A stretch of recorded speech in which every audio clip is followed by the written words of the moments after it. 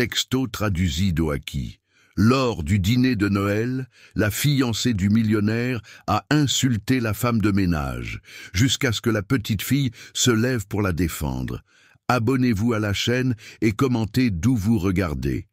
Le son des cristaux baccarat tintant lors des toasts résonnait dans le grand salon de la villa à Neuilly-sur-Seine, se mêlant au murmure élégant des invités qui célébraient un autre dîner de Noël de la famille Dupont. L'arôme du chapon doré, assaisonné d'épices importées, rivalisait avec le parfum français qui imprégnait l'air conditionné, créant une atmosphère d'opulence qui semblait tout droit sortie d'un magazine de décoration. Madame Françoise Martin ajustait discrètement la nappe en lin irlandais pour la 10e fois ce soir-là, ses yeux marrons parcourant chaque détail de la table pour s'assurer que tout était parfait. À 50 ans, elle portait sur son visage marqué par le temps et le soleil du sud de la France la sagesse de celle qui avait traversé le pays avec une valise en carton et le cœur plein de rêves. Ses mains calleuses, qui avaient un jour cultivé des légumes dans la terre aride de Provence, polissaient maintenant l'argenterie la plus fine de Paris avec la même dévotion. Françoise. La voix stridente de Camille Lefebvre trancha l'air comme une lame aiguisée. « Tu n'as pas vu que la sauce de la farce goûte sur la nappe? Quel négligé !» La socialite de 32 ans s'approcha avec ses talons loup-boutin résonnant sur le marbre de Carrare, la robe Versace rouge contrastant avec ses cheveux blonds parfaitement coiffés. Camille était entrée dans la vie de la famille Dupont il y a 2 ans, déterminée à transformer sa relation avec Robert en un mariage qui la placerait définitivement parmi l'élite parisienne. « Désolée, Madame Camille », murmura Françoise, baissant la tête tout en essuyant rapidement la petite éclaboussure. « Je n'avais pas remarqué. » « C'est exactement ce genre de choses qui m'inquiète, » continua Camille, augmentant délibérément le ton de sa voix pour que les invités puissent entendre. « Comment une personne peut-elle s'occuper d'une maison de cette importance si elle ne peut même pas voir une simple sauce qui coule ?» Robert Dupont, assis à la tête de la table en bois de noyer massif, ajusta le nœud de sa cravate Hermès et lança un regard mal à l'aise à sa petite amie. À 45 ans, le magnate de l'immobilier avait construit un empire en élevant des gratte-ciel à travers tout Paris, mais à ce moment-là, il se sentait incapable de construire un pont entre les 2 femmes qui partageaient son attention. « Camille, s'il te plaît, » dit-il d'une voix basse, « c'est Noël. » « C'est justement parce que c'est Noël que je suis inquiète, Robert, » rétorqua Camille, gesticulant dramatiquement avec sa coupe de champagne d'homme Pérignon. « Regarde l'exemple que nous donnons à Hélène. Une enfant ne peut pas grandir en pensant que c'est normal d'accepter n'importe quoi. » Hélène Dupont, assise dans sa petite chaise décorée de nœuds dorés, observait tout avec ses grands yeux, verts, héritage de sa mère qui était partie quand elle n'avait que 3 ans. À 7 ans, la petite fille avait une perception aiguë qui surprenait souvent les adultes, capables de capter les tensions non dites qui flottaient dans la maison comme des fantômes silencieux. « Madame Françoise fait la meilleure farce du monde », dit soudain Hélène, sa voix enfantine coupant la conversation des adultes comme un rayon de soleil traversant des nuages chargés. Un silence gêné s'installa à la table. Les 15 invités, entrepreneurs, médecins, avocats et leurs épouses, cessèrent de manger pour observer la scène qui se déroulait devant eux. « Hélène, ma chérie, » dit Camille avec un sourire forcé, « tu ne dois pas interrompre les conversations d'adultes. De plus, une fille de ta classe sociale doit apprendre à avoir plus de discernement dans ses compliments. »« Mais j'aime sa nourriture, » insista Hélène, ses yeux commençant à briller de larmes contenues. « Et elle est gentille avec moi. Elle m'apprend de belles chansons et fait des grimaces drôles quand papa ne regarde pas. » Françoise sentit son cœur se serrer dans sa poitrine. Pendant les 15 ans qu'elle avait travaillé pour la famille Dupont, d'abord pour l'épouse de Robert, puis s'occupant seule de la maison et de la petite fille, elle ne s'était jamais sentie aussi exposée et vulnérable. Ses racines provençales lui avaient appris à valoriser la dignité avant tout, et à ce moment-là, elle avait l'impression que son essence était piétinée devant des étrangers. Tu vois, Camille s'adressa aux invités avec un air de supériorité. C'est exactement ce genre d'influence inappropriée qui m'inquiète. Une employée qui ne connaît pas sa place finit par troubler l'esprit d'une enfant. Camille, la voix de Robert portait maintenant un ton d'avertissement, mais elle était déterminée à faire passer son message. Non, Robert, nous devons être clairs. Hélène doit comprendre la différence entre être poli avec les employés et créer des liens inappropriés. Une enfant de notre position sociale ne peut pas grandir en pensant qu'une femme de ménage est de la famille.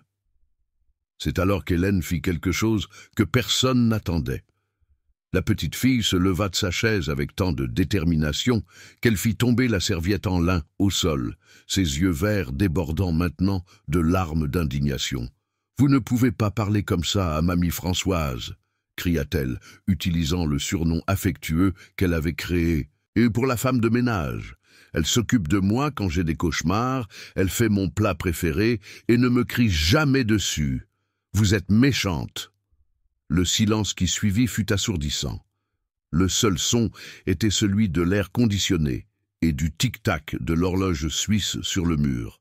Robert devint pâle, Camille ouvrit et ferma la bouche comme un poisson hors de l'eau, et les invités échangèrent des regards mal à l'aise. Françoise, avec des larmes coulant silencieusement sur son visage, s'approcha d'Hélène et s'agenouilla à côté de la chaise. « Ma fille, » dit-elle d'une voix douce avec un accent provençal, « tu n'as pas besoin de t'inquiéter pour mamie Françoise. Assieds-toi bien et termine ta petite scène, le chapon est en train de refroidir. » « Mais elle a été méchante avec vous, » sanglota Hélène, se jetant dans les bras de la femme de ménage. À ce moment-là, alors qu'il observait la scène de la petite fille blonde enlacée à la femme brune en uniforme simple, Robert Dupont sentit quelque chose se remuer dans sa poitrine. Une inquiétude qu'elle ne parvenait pas à nommer mais qui s'installait là comme une graine plantée dans un sol fertile. Camille, réalisant qu'elle avait perdu le contrôle de la situation, força un rire nerveux. « Eh bien, je pense que quelqu'un a besoin de discipline, » dit-elle, essayant de retrouver son calme. « François, nous devons en parler plus tard. » Mais le mal était fait. Le dîner continua, mais l'ambiance avait complètement changé. Les invités mangeaient dans un silence gênant, tandis qu'Émilie restait silencieuse, lançant de temps en temps des regards protecteurs à Françoise, qui terminait de servir le dessert avec des mains tremblantes. Lorsque la nuit toucha à sa fin et que les derniers invités partirent dans leur voiture de luxe, laissant seulement l'écho de leur conversation polie résonner dans les couloirs en marbre, Françoise ramassait les assiettes de dessert lorsqu'elle entendit des pas nus derrière elle. « Grand-mère Françoise ?» Émilie apparut dans la cuisine en pyjama en soie rose. « Vous partez à cause de ce qui s'est passé ?» Françoise posa les assiettes dans l'évier et se tourna vers la fillette, ses yeux encore rouges. « Pourquoi penses-tu cela, mon amour ? » Parce que quand quelqu'un se dispute avec moi, parfois je vais dans ma chambre et je ne reviens plus. La domestique sourit pour la première fois de la soirée et ouvrit les bras. « Viens ici, ma poupée.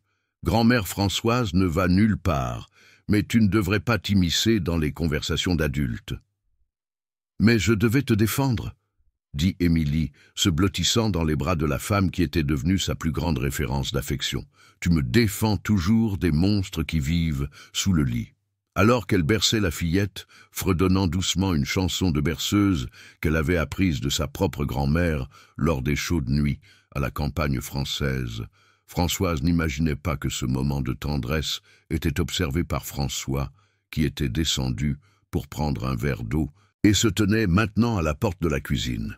Pour la première fois depuis des années, l'homme d'affaires vit sa fille véritablement heureuse et protégée.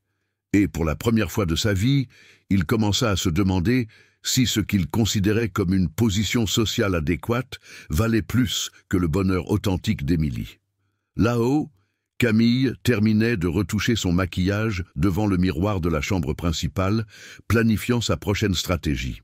Cette domestique était devenue un obstacle plus grand qu'elle ne l'avait imaginé, mais elle n'était pas arrivée jusqu'ici pour être vaincue par une simple employée de la campagne. La guerre ne faisait que commencer. Les premiers jours après le dîner de Noël apportèrent un changement subtil mais perceptible dans l'atmosphère du manoir des Mendonça.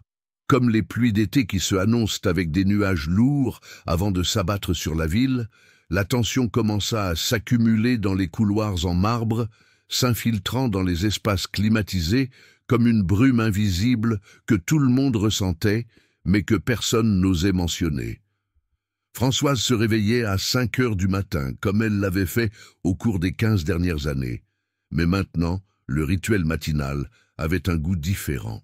Alors qu'elle préparait le café dans la grande cuisine, avec ses comptoirs en granit noir et ses appareils électroménagers de dernière génération, elle sentait le poids de regards vigilants même lorsqu'elle était seule.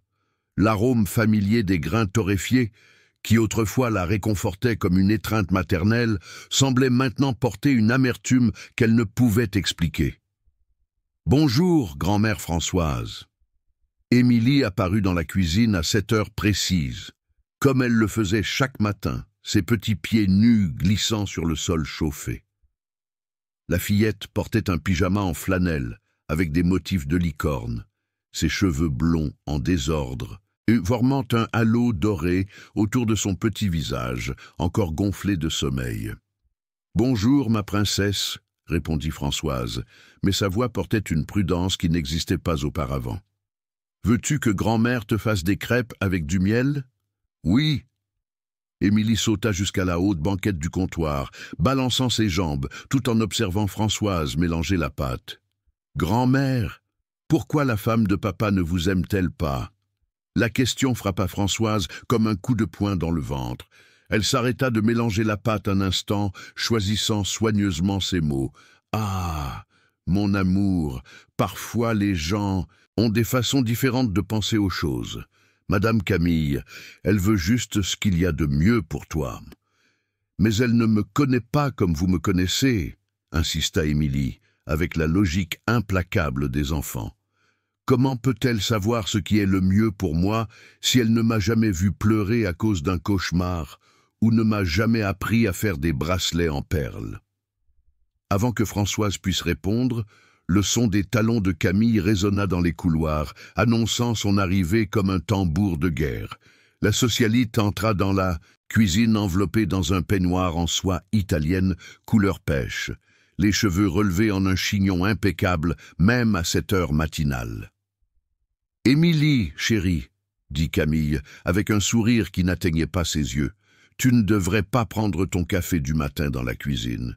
Une fille de ta position mange dans la salle à manger. »« Mais j'aime prendre mon café ici avec grand-mère Françoise, » protesta Émilie, s'accrochant instinctivement au bras de la domestique. Camille ressentit une pointe d'irritation en voyant ce geste d'intimité, mais garda son sourire forcé. « Françoise, » dit-elle, prononçant le nom avec une froideur calculée. « À partir d'aujourd'hui, Émilie prendra son café du matin dans la salle à manger, et je veux que tu te limites à tes fonctions. Pas de conversation inutile pendant le service. » Françoise baissa les yeux, sentant l'humiliation brûler ses joues. 15 ans de dévouement, de nuits blanches à s'occuper d'Émilie lorsqu'elle avait de la fièvre, d'histoires inventées pour chasser les peurs infantiles, d'amour authentique déversé sur cette famille, et maintenant elle était réduite à une simple employée qui devait se limiter à ses fonctions. « Oui, madame », murmura-t-elle, se tournant vers la poêle où les crêpes dorées attendaient. François choisit exactement ce moment pour entrer dans la cuisine, vêtu d'un costume Armani bleu marine et portant sa mallette en cuir italienne. L'homme d'affaires avait mal dormi, hanté par des pensées qu'il ne parvenait pas à organiser depuis la scène de la dîner de Noël. « Bonjour, mon amour », salua Camille, déposant un baiser soigneusement préparé sur son visage. J'expliquais à Émilie l'importance de maintenir certaines traditions familiales appropriées. François observa sa fille, qui semblait maintenant plus petite et plus vulnérable, assise seule sur le petit tabouret, tandis que Françoise restait de dos, retournant les crêpes avec des mouvements mécaniques. « Émilie aime prendre son café dans la cuisine ?» dit-il, se surprenant lui-même avec un ton défensif. « François, mon cher !» Camille mit sa main sur son bras, ses ongles parfaitement manucurés contrastant avec le tissu sombre de son costume. « Nous devons penser à l'avenir d'Émilie. Elle est à un âge où elle absorbe tout comme une petite éponge. Si nous permettons ces liens inappropriés maintenant, il sera très difficile de les corriger plus tard. » « Liens inappropriés ?» François fronça les sourcils. « Tu sais de quoi je parle. » Camille baissa la voix, mais pas assez pour que Françoise n'entende pas. « Une enfant de notre position sociale doit apprendre à se comporter correctement avec les employés. De la cordialité, oui, mais en gardant toujours les distances appropriées. » Émilie, qui avait arrêté de manger ses crêpes, observait les adultes avec une expression trop sérieuse pour une enfant de 7 ans. « Papa, dit-elle soudain, que signifie position sociale ?» François sentit un nœud dans sa gorge. Comment expliquer à une enfant des concepts qu'il commençait lui-même à remettre en question? C'est à propos des différences entre les gens, ma fille. Mais pourquoi y a-t-il des différences? Émilie inclina la tête, sincèrement curieuse. Mamie Françoise est différente de nous parce qu'elle a la peau plus foncée, ou parce qu'elle vient de loin, ou parce qu'elle travaille ici. Le silence qui suivit fut gênant. Camille ouvrit et ferma la bouche plusieurs fois, clairement pas préparée à une question aussi directe. François desserra sa cravate, sentant le poids d'un regard qu'il ne pouvait pas localiser, jusqu'à réaliser que Françoise s'était retournée et l'observait avec une expression mêlant tristesse et attente. « Émilie ?» Camille retrouva son calme. « Ce sont des questions très complexes pour une fille de ton âge. Pourquoi ne vas-tu pas te préparer pour la journée? Tu te souviens que nous avons cours de piano aujourd'hui? Puis-je demander à mamie Françoise de m'aider à choisir ma tenue ?» Émilie sauta du tabouret, clairement soulagée d'échapper à la conversation lourde. « Non !» Camille fut catégorique. « À partir d'aujourd'hui, je vais t'aider à t'habiller. Françoise a d'autres tâches à accomplir. » Émilie s'arrêta à la porte de la cuisine, regardant en arrière avec une expression de confusion et de tristesse qui brisa le cœur de Françoise. « Mais pourquoi ? » « Parce que c'est comme ça que cela doit être, » répondit Camille, prenant la petite par la main. « Allons, ma chérie ?» Alors que mère et fille s'éloignaient, Émilie réticente, Camille déterminée, François resta dans la cuisine avec Françoise. L'homme d'affaires se servit une tasse de café, la vapeur montant entre eux comme un rideau translucide. « Françoise, » commença-t-il, mais il ne savait pas comment continuer. « Tu n'as pas besoin de dire quoi que ce soit, monsieur François, » répondit-elle, reprenant son lavage de vaisselle avec des mouvements précis. « Je comprends parfaitement la position de Madame Camille. Tu comprends ?» Françoise marqua une pause, ses mains plongées dans l'eau savonneuse. Et pendant un instant, François vit quelque chose de différent dans ses yeux, pas la soumission habituelle, mais une dignité blessée qui le fit se sentir petit. « Je comprends qu'elle veut protéger Émilie de ce qu'elle considère comme une mauvaise influence, » dit Françoise, choisissant chaque mot avec soin. « Je comprends qu'une femme comme moi qui vient de la campagne, avec une valise en carton, qui n'a ni études ni argent, peut sembler inappropriée pour s'occuper d'une fille riche. » Françoise, « Mais monsieur François !» Elle se tourna pour le regarder, et pour la première fois en 15 ans, elle lui parla comme à un égal. « J'ai élevé cette fille. C'est moi qui me suis levé tôt quand elle avait de la fièvre. C'est moi qui ai inventé des histoires pour qu'elle n'ait pas peur du noir. C'est moi qui lui ai appris à nouer ses lacets et à dire merci. Cela ne vaut rien. » François sentit quelque chose se briser dans sa poitrine. En 15 ans de travail, Françoise n'avait jamais remis en question les ordres, n'avait jamais parlé de ses sentiments, n'avait jamais demandé de reconnaissance. C'était comme si, tout à coup, il voyait une personne entière là où il ne voyait auparavant qu'une employée efficace. « Ça vaut, » dit-il, mais sa voix sortit plus faible qu'il ne l'avait prévu. « Bien sûr que ça vaut. » Françoise l'étudia pendant un long moment. comme si elle essayait de lire quelque chose écrit dans une langue étrangère. « Alors, aide-moi à comprendre, » dit-elle. « Pourquoi tout à coup, cet amour est devenu un problème ?» François ne sut pas répondre. Il termina son café en silence et sortit pour le travail avec cette question résonnant dans son esprit, tandis que la Mercedes-Benz glissait dans les rues de Montmartre en direction du bureau à la Défense. Là-haut, dans la chambre principale, Camille observait par la fenêtre le départ de François, un sourire satisfait jouant sur ses lèvres. Le premier pas de son plan avait été franchi. Maintenant, il s'agissait de persistance et de stratégie. Elle ne permettrait pas qu'une simple domestique de la campagne vienne perturber ses plans de devenir Madame Mendonça, même si cela signifiait devoir briser quelques liens en cours de route.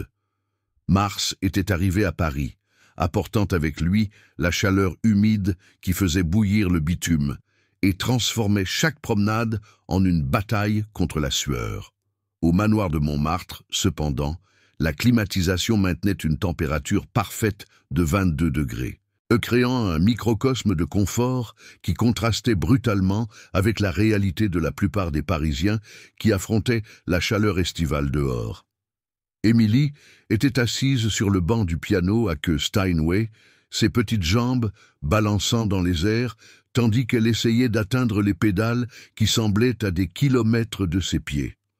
La professeure de piano, Madame Cécile Lefebvre, une dame de 65 ans, avec des cheveux gris attachés en un chignon strict, observait chaque mouvement de la petite avec la précision d'un chef d'orchestre de l'Orchestre symphonique français. « Émilie, ma chérie, tes mains sont trop tendues, » instruisit Madame Cécile, ajustant délicatement la posture de la petite. « Souviens-toi, les touches sont tes amis, pas tes ennemis.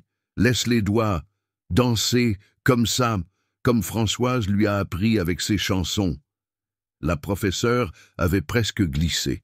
Elle savait que toute mention affectueuse de l'employé de maison pourrait engendrer des complications, surtout après que Camille avait clairement établi ses nouvelles directives sur les influences appropriées dans l'éducation d'Émilie. Émilie sourit en entendant la référence déguisée à Françoise. Pendant les 2 semaines qui avaient suivi l'établissement des nouvelles règles de la maison, la fillette avait développé une stratégie subtile pour garder le contact avec sa mamie. Elle avait découvert qu'elle pouvait transformer les chansons traditionnelles que Françoise lui avait enseignées en pièces de piano, créant un langage secret que seules elle comprenait. « Puis-je jouer la musique de la pluie qui arrose le basilic ?» demanda Émilie, faisant référence à une chanson de ronde provençale que Françoise avait l'habitude de fredonner en s'occupant du jardin d'hiver. « Bien sûr, ma chérie, » répondit Madame Cécile, comprenant parfaitement le jeu, « mais transforme-la en quelque chose de plus classique. » Alors qu'Émilie commençait à jouer une version mélodique de la chanson, la transformant en une composition que Mozart approuverait, Françoise était au rez-de-chaussée, terminant le ménage de la bibliothèque. L'environnement, avec ses étagères en acajou remplies de premières éditions et d'œuvres rares, avait toujours été l'un de ses endroits préférés dans la maison.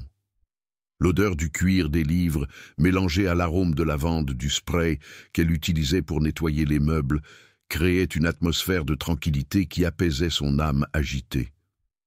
Mais ce jour-là, même la paix de la bibliothèque ne pouvait apaiser la tempête qui grandissait dans sa poitrine. Les nouvelles règles de Camille avaient transformé sa routine en une série de petites humiliations quotidiennes. Elle ne pouvait plus aider Émilie à s'habiller, ne pouvait plus préparer de goûters spéciaux, ne pouvait plus raconter d'histoires au moment du bain. C'était comme si l'on essayait d'effacer 15 ans d'amour maternel avec une gomme bureaucratique.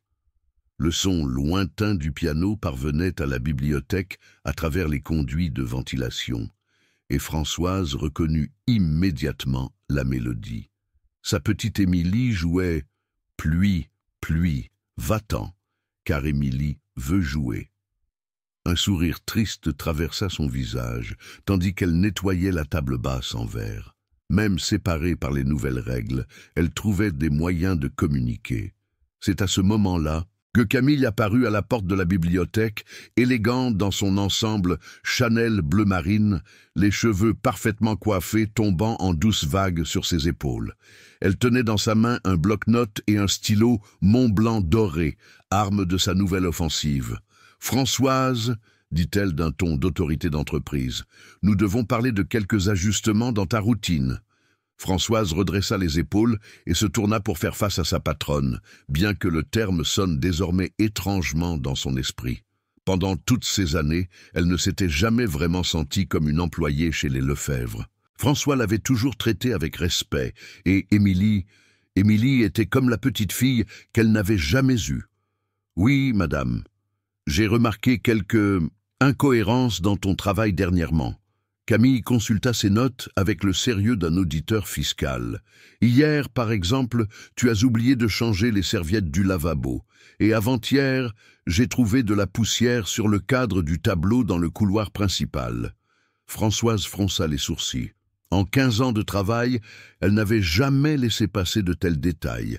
C'était une femme méticuleuse, élevée avec la discipline provençale, qui considère le travail bien fait comme une question d'honneur personnel. « Désolé, Madame Camille, mais je ne remets pas en question ton intention, » interrompit Camille, levant la main d'un geste théâtral. « Je comprends que cette nouvelle situation doit être difficile pour toi. Après tout, les changements sont toujours compliqués, surtout quand on est habitué à certaines libertés. » Le mot « liberté » fut prononcé comme s'il s'agissait d'un gros mot. Françoise sentit le sang lui monter aux joues, mais elle resta silencieuse. « C'est pourquoi, » continua Camille, « j'ai décidé de mettre en place une nouvelle routine de supervision. À partir d'aujourd'hui, tu recevras une liste quotidienne de tâches, et je vérifierai personnellement si chacune a été exécutée correctement. » Françoise regarda le bloc-notes comme s'il s'agissait d'une sentence de mort. Pendant tout le temps qu'elle avait travaillé pour la famille, elle n'avait jamais eu besoin de supervision. François avait pleinement confiance en son travail, et elle rendait cette confiance avec un dévouement qui allait bien au-delà de ce que n'importe quel contrat pourrait exiger. « Je comprends, » dit-elle, avalant son orgueil blessé. « Super !» Camille sourit, mais c'était un sourire qui n'atteignait pas ses yeux. « Et une chose de plus, Françoise, j'ai remarqué qu'Émilie est encore, comment dire, trop attachée à toi. Ce n'est pas sain pour le développement émotionnel d'un enfant. » « Comment ça, madame? Elle doit apprendre à dépendre davantage de moi, à me voir comme une figure maternelle. Après tout, François et moi avons de sérieux projets pour l'avenir. » Camille marqua une pause dramatique. « Peut-être que tu ne le sais pas, mais nous prévoyons de nous marier bientôt. » L'information frappa Françoise comme un seau d'eau froide. Le mariage signifierait que Camille deviendrait officiellement la mère d'Émilie, aurait un pouvoir légal sur toutes les décisions concernant la fillette. « C'est pourquoi, » continua Camille, « je veux que tu maintiennes une distance émotionnelle appropriée avec Émilie. Pas de petits surnoms affectueux, pas de conversations intimes, pas de substitut maternel. Mais elle n'est qu'une enfant. » Françoise ne put se retenir. « Elle a perdu sa mère si jeune. Elle a besoin d'affection, d'attention. Et elle en recevra. » Camille fut catégorique. « De moi, comme cela doit être. » Le son du piano s'arrêta soudainement là-haut, comme si la musique elle-même avait ressenti la tension qui grandissait dans la bibliothèque. Dans le silence qui suivit, seul le bourdonnement discret de la climatisation pouvait être entendu. « Il y a une chose de plus, » dit Camille, consultant à nouveau ses notes. « J'ai remarqué que tu as utilisé des ingrédients, comment dire, très régionaux dans la nourriture. François m'a dit qu'il avait parfois l'impression de manger de la cuisine rustique. » Françoise se sentit comme si elle avait reçu une gifle au visage. Ses recettes provençales, les épices qu'elle avait gardées en mémoire depuis Avignon, les plats qu'elle préparait avec amour et que François avait toujours loués, tout cela était maintenant diminué comme cuisine rustique. « Je veux que tu te limites à des plats plus sophistiqués. J'ai Ici une liste de recettes conformes à nos normes. Camille étendit une feuille imprimée. Ce sont toutes des recettes françaises et italiennes, rien de trop régional. Françoise prit la feuille avec des mains tremblantes. Coq au vin, risotto aux champignons, bouillabaisse, des plats qu'elle n'avait jamais appris à préparer, des épices qu'elle ne connaissait pas, une cuisine qui parlait une langue étrangère à son palais de la campagne française. « Madame Camille, dit-elle, rassemblant toute la dignité qui lui restait. Puis-je poser une question ? Bien sûr. Pourquoi faites-vous cela avec moi ? Camille cligna des yeux, comme si elle ne s'attendait pas à une question aussi directe. Je ne fais rien avec toi, Françoise. J'organise simplement cette maison selon des normes appropriées. Si tu te sens mal à l'aise avec les changements, peut-être est-il temps de considérer si c'est encore le bon endroit pour toi. La menace flottait dans l'air comme une fumée toxique. Françoise comprit parfaitement. Adapte-toi aux nouvelles règles ou pars. J'ai parfaitement compris, madame. Parfait. Maintenant, si vous me le permettez, je dois monter chercher Émilie. Le cours de piano est déjà terminé, et elle a des engagements sociaux appropriés pour une fille de sa position. Camille quitta la bibliothèque, laissant derrière elle un parfum coûteux et une atmosphère chargée d'humiliation. Françoise se retrouva seule parmi les livres, tenant la liste des recettes françaises comme si c'était un certificat de décès de sa propre identité. Là-haut, Émilie avait terminé de jouer et parlait maintenant doucement avec Madame Cécile. « Professeur, dit la fille, pourquoi les adultes sont-ils parfois tristes ? Pourquoi poses-tu cette question, ma chérie ? Parce que Françoise a des yeux différents. Il semble comme quand on veut pleurer, mais qu'on ne peut pas. » Madame Cécile sentit son cœur se serrer. En 40 ans d'enseignement du piano aux enfants de l'élite parisienne, elle avait rarement rencontré une enfant aussi perceptive qu'Émilie. Parfois, ma chérie, les adultes traversent des moments difficiles, mais l'important est qu'ils savent que quelqu'un se soucie d'eux. Émilie hocha la tête solennellement, comme si elle traitait une information très importante. « Alors je vais continuer à me soucier de Françoise. » dit-elle avec la détermination d'une enfant qui vient de prendre une décision irrévocable, même si cela doit rester secret. De l'étage en dessous, la voix de Camille appelant Émilie leur parvint. La fille soupira, embrassa la main de Madame Cécile comme elle le faisait toujours à la fin des cours, et descendit en courant pour affronter une nouvelle journée sous les nouvelles règles de la maison. Mais dans son petit cœur de 7 ans, une résistance silencieuse commençait déjà à se former, que même Camille n'imaginait pas possible. L'automne était arrivé à Paris avec sa discrétion caractéristique, apportant une brise plus fraîche qui dansait entre les cerisiers en fleurs et s'infiltrait dans les jardins du manoir de Montmartre. C'était une période de l'année qui avait toujours apporté de la mélancolie à Françoise, peut-être à cause du souvenir des sécheresses qui marquaient cette saison à Avignon, ou à cause de la façon dont les feuilles jaunies lui faisaient penser au passage inexorable du temps. Ce matin-là d'octobre, elle se réveilla avant même que le réveil ne sonne, comme cela se produisait ces dernières semaines. Le sommeil était devenu un visiteur rare, chassé par l'anxiété constante qui grandissait dans sa poitrine comme une mauvaise herbe.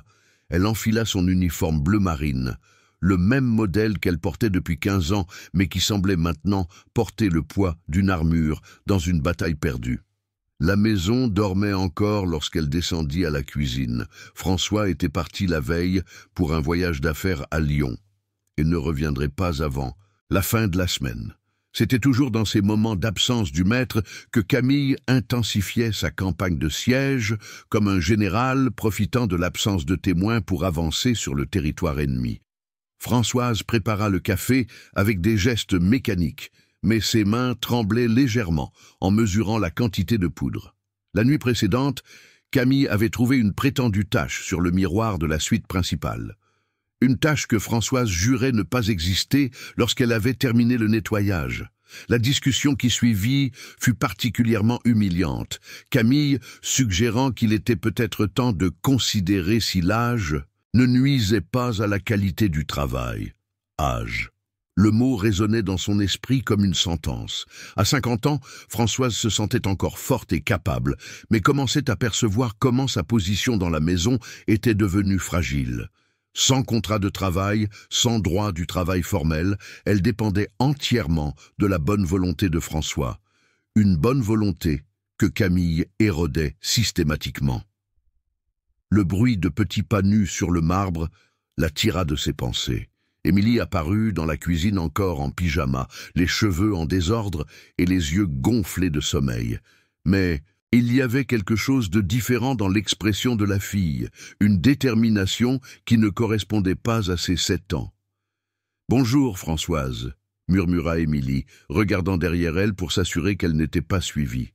« Bonjour, mon amour », répondit Françoise, forçant un sourire. « Tu t'es levée tôt aujourd'hui. » Émilie s'approcha et, dans un geste qui brisa le cœur de la domestique, prit ses mains calleuses entre ses petites paumes douces.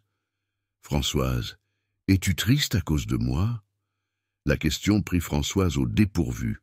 Comment expliquer à une enfant les complexités des jeux de pouvoir des adultes? « Pourquoi? Et penses-tu cela, ma princesse?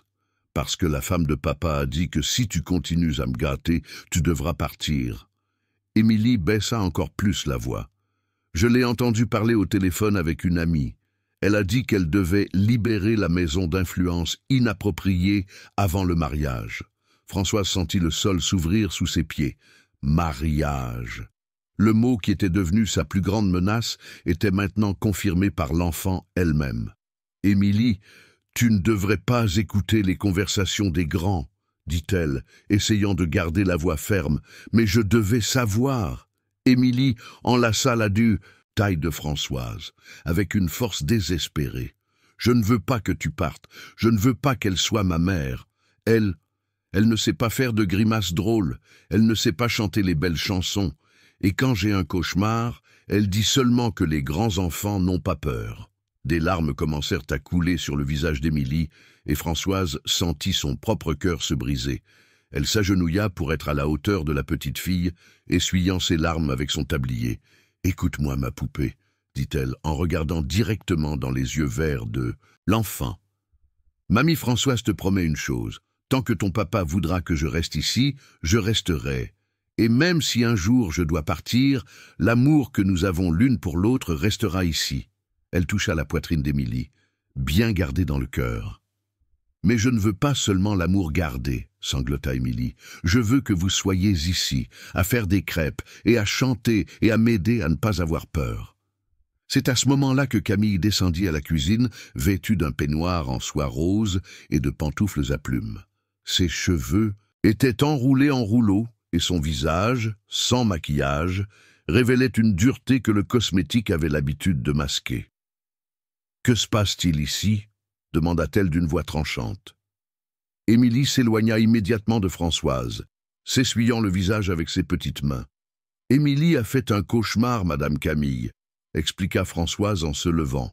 « Elle est descendue pour boire de l'eau. »« Émilie, » dit Camille, ignorant complètement Françoise. « Combien de fois ai-je dit que quand tu as un cauchemar, tu dois m'appeler. Ce n'est pas approprié de déranger le personnel avec ces choses. »« Mais vous dormiez, » murmura Émilie. « Et maintenant, c'est moi qui m'occupe de toi. » Camille prit la petite fille par le bras avec plus de force que nécessaire. « Allons retourner dans ta chambre. » Et Françoise, elle se tourna vers la domestique. « J'espère qu'à l'avenir, tu diriges Émilie directement vers moi, au lieu de nourrir cette dépendance inappropriée. » Françoise observa Camille emmener Émilie en haut, le cœur lourd en voyant les petites épaules de l'enfant se courber en résignation.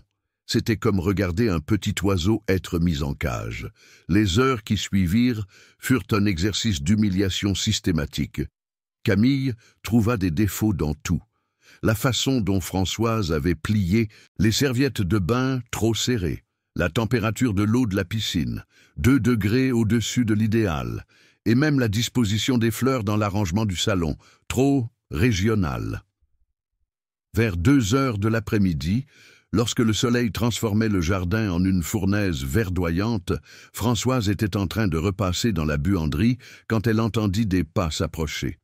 C'était Émilie qui avait réussi à échapper à la surveillance de Camille pendant l'heure de repos obligatoire que la socialite avait mise en place. « Mamie Françoise, » chuchota la petite fille, « est-ce que je peux rester ici avec vous un petit moment ?»« Je ne sais pas si c'est une bonne idée, mon amour. Madame Camille, elle est au téléphone avec la manucure. Ça va prendre du temps. » Émilie s'installa sur une petite chaise en plastique qu'elle utilisait quand elle voulait aider Françoise dans les tâches ménagères. « Puis-je vous confier un secret ?» Françoise arrêta de repasser et regarda la petite fille. Il y avait quelque chose dans l'expression d'Émilie qui l'inquiétait, une gravité prématurée qui ne devrait pas exister sur le visage d'un enfant. « Quel secret, ma princesse !»« Je garde mes larmes, » dit Émilie, comme si elle révélait un plan militaire ultra secret. « Comment ça ? Quand elle me fait pleurer, je ne pleure pas devant elle. Je garde les larmes ici. » Émilie pointa sa poitrine, avec l'amour de mamie. Ainsi, elle ne voit pas qu'elle me fait du mal. Françoise lâcha le fer à repasser et s'agenouilla devant Émilie, tenant ses petites mains. « Mon amour, tu n'as pas besoin de garder tes larmes. Quand quelqu'un te fait du mal, tu peux pleurer. Mais si je pleure, elle va dire que je suis une enfant gâtée, et alors elle aura plus de raison de te renvoyer. » Émilie parla avec la logique implacable d'un enfant qui avait déchiffré les règles cruelles du jeu des adultes. « Émilie, et il y a autre chose, » continua la petite fille. « J'ai découvert quelque chose. Elle fouille dans les affaires de papa quand il n'est pas là. Hier, je l'ai vu prendre de l'argent dans son tiroir secret. » Le cœur de Françoise s'emballa. « Es-tu sûre ?» ?»« Oui. Elle a pris plusieurs billets et les a mis dans son sac. Et après, elle a fouillé dans ses papiers, prenant des photos avec son téléphone. » Avant que Françoise puisse complètement traiter cette information, elles entendirent le bruit des talons de Camille s'approchant dans le couloir. « Émilie Mendonça !»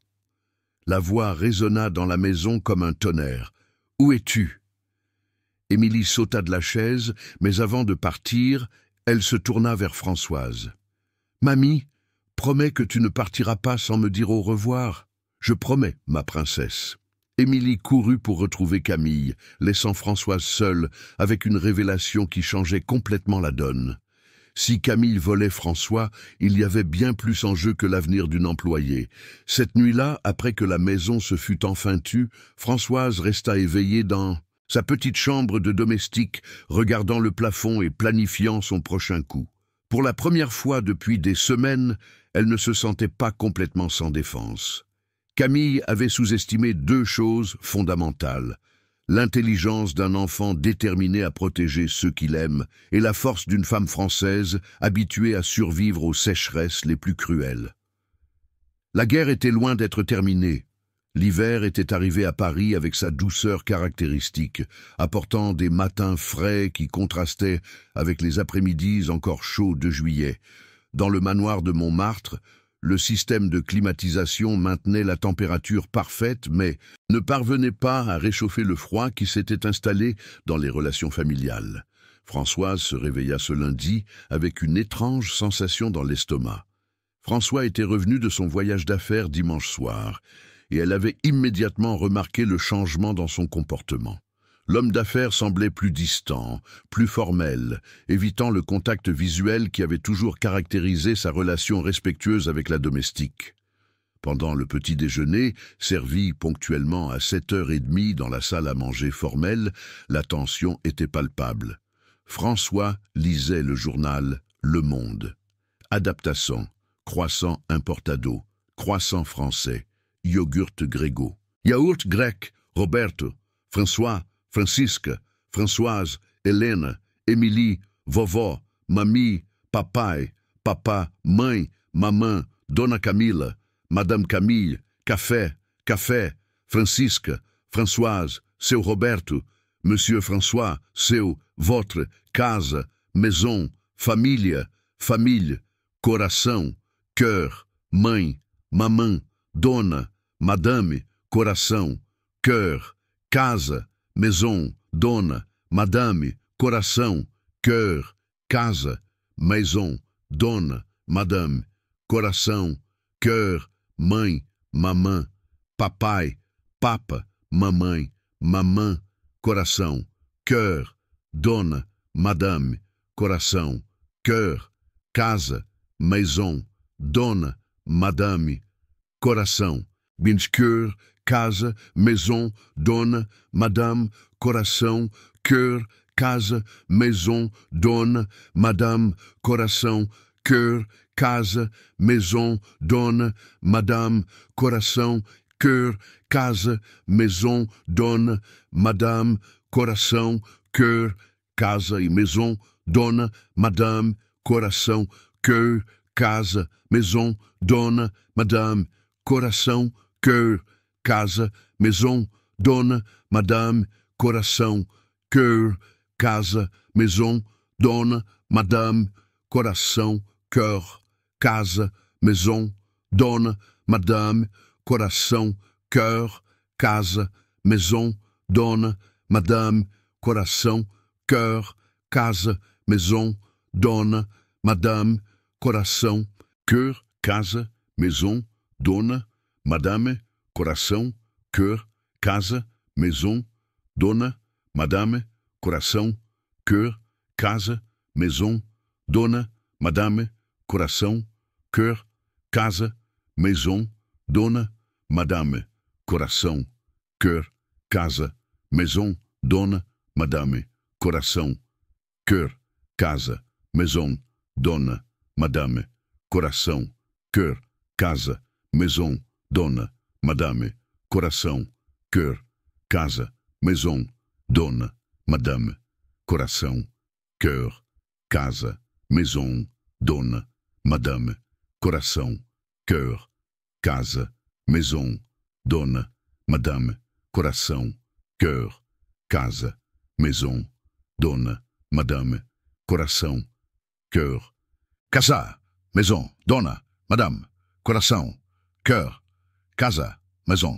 dona, madame, coração, cœur, casa, maison, dona, madame, coração, cœur, casa, maison, dona, madame, coração, cœur, casa, maison, dona, madame, coração, cœur, casa, maison, dona, madame, coração, cœur, casa, maison, dona, madame, coração, cœur, casa, maison, dona, madame, coração, cœur, casa, maison, dona, madame, coração, cœur, casa, maison, dona, madame, coração, cœur, casa, maison, dona, madame, coração, cœur, casa, maison, dona, madame, coração, cœur, casa, maison, dona, madame, coração, cœur, casa, maison, dona, madame, coração, cœur, casa, maison, dona, madame, coração, cœur, casa, maison, dona, madame, coração, cœur, casa, maison, dona, madame, coração, cœur, casa, maison, dona, madame,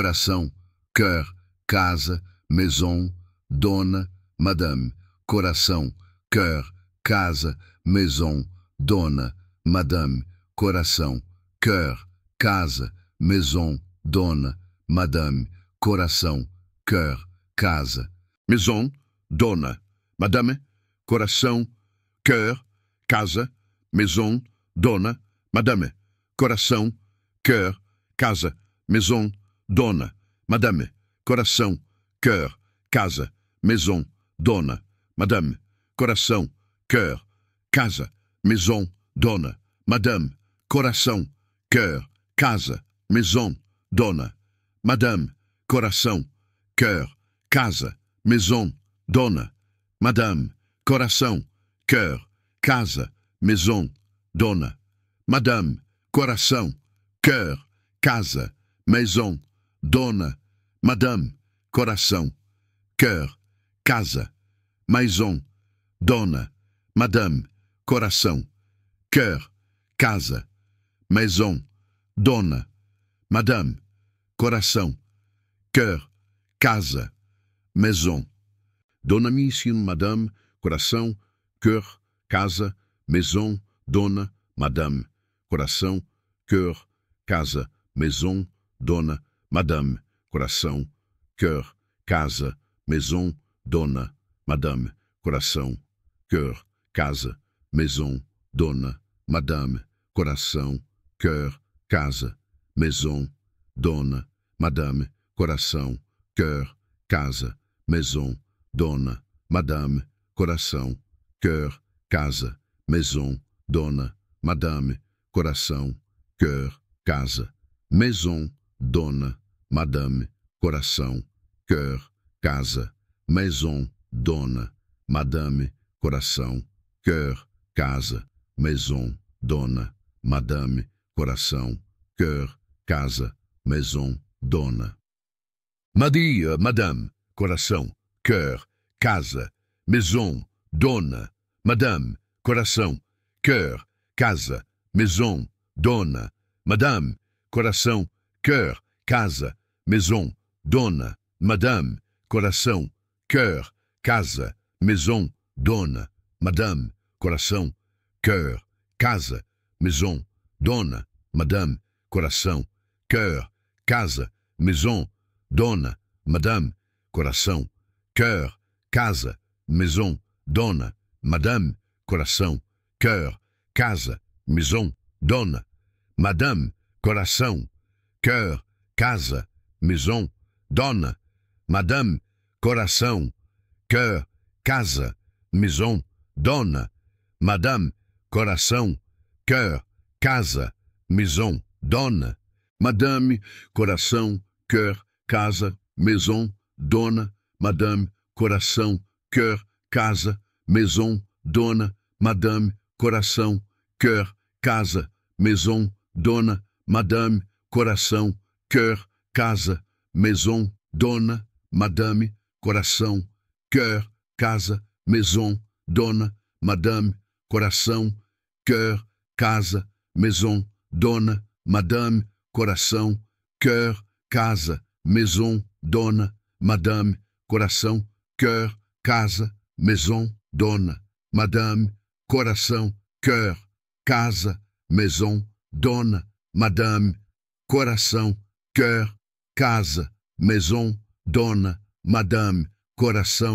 casa, maison, dona, madame, coração, cœur, casa, maison, dona, madame, coração, cœur, casa, maison, dona, madame, coração, cœur, casa, maison, dona, madame, coração, cœur, casa, maison, dona, madame, coração, cœur, casa, maison, dona, madame, coração, cœur, casa, maison, dona, madame, coração, cœur, casa, maison, dona, madame, coração, cœur, casa, maison, dona, madame, coração, cœur, casa, maison, dona, madame, coração, cœur, casa, maison, dona, madame, coração, cœur, casa, maison, dona,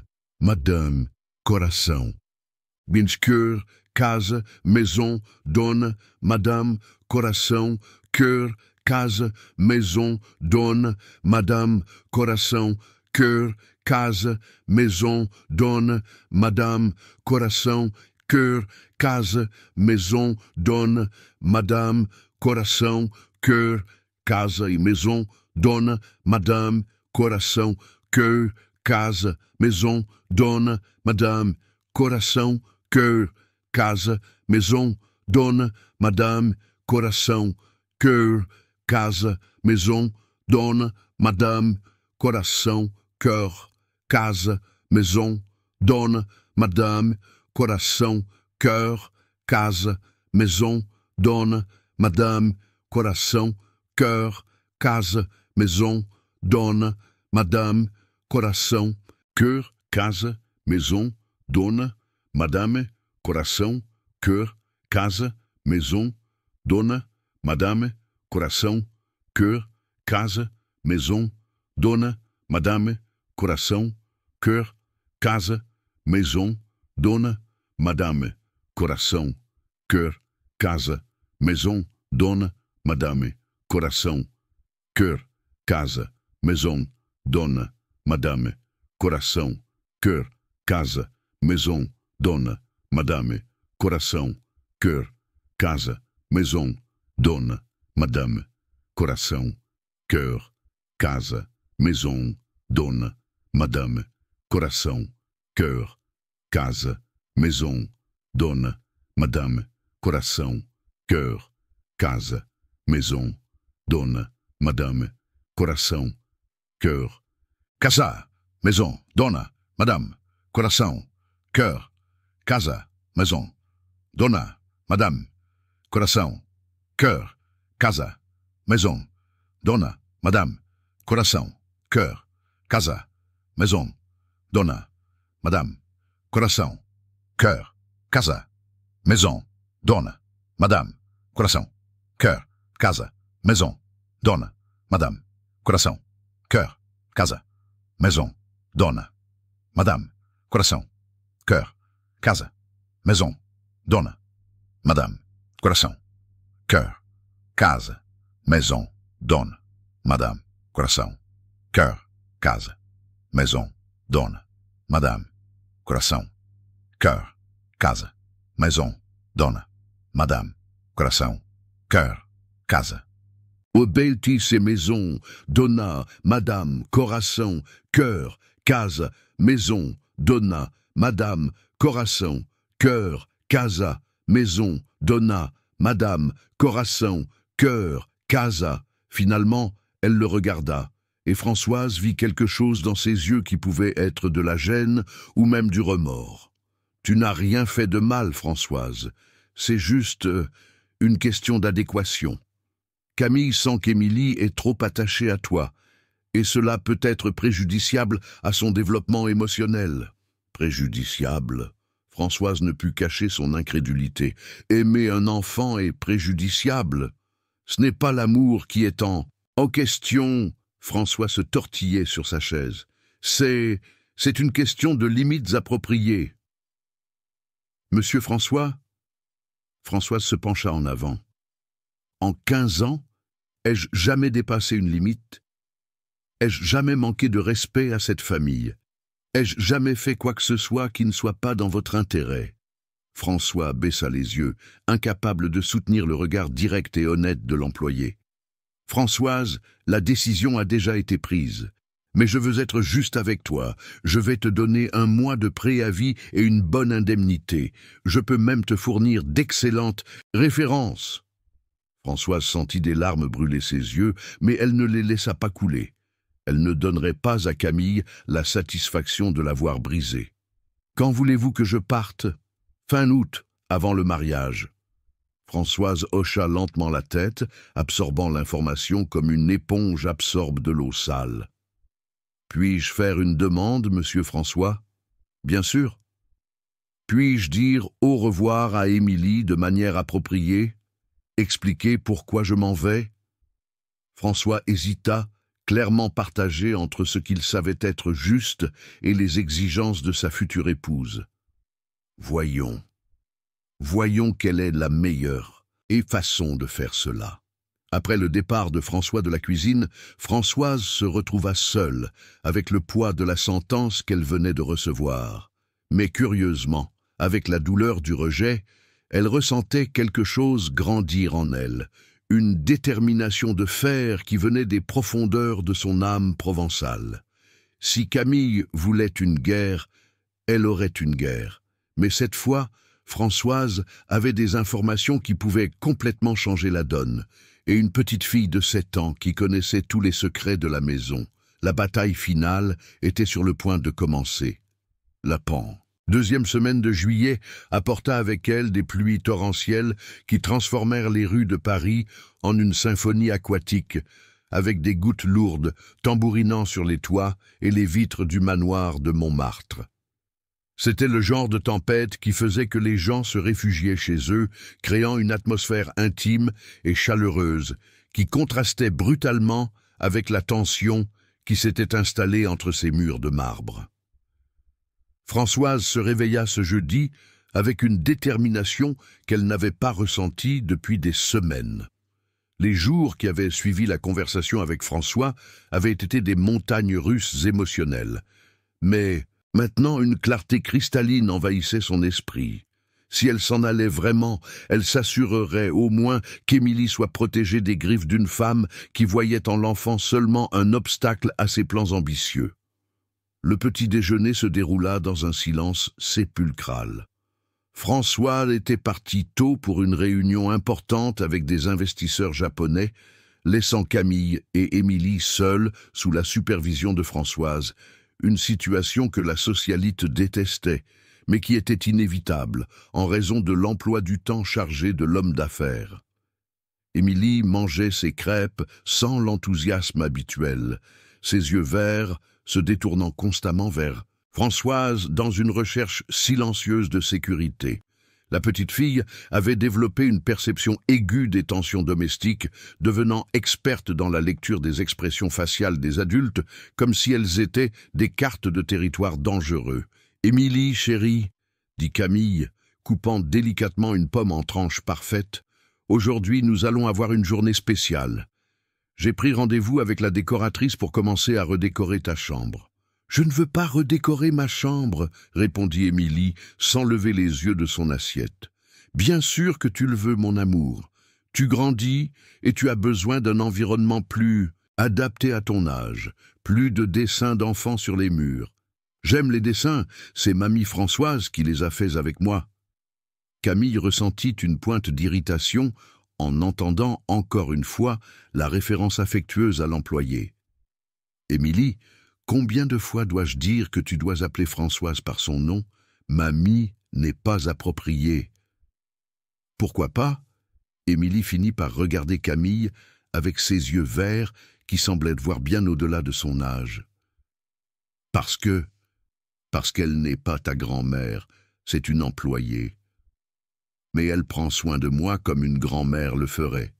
C'est justement la question que nous devons corriger. » Camille força un sourire. « Quand ton père et moi nous marierons, tu auras une nouvelle famille.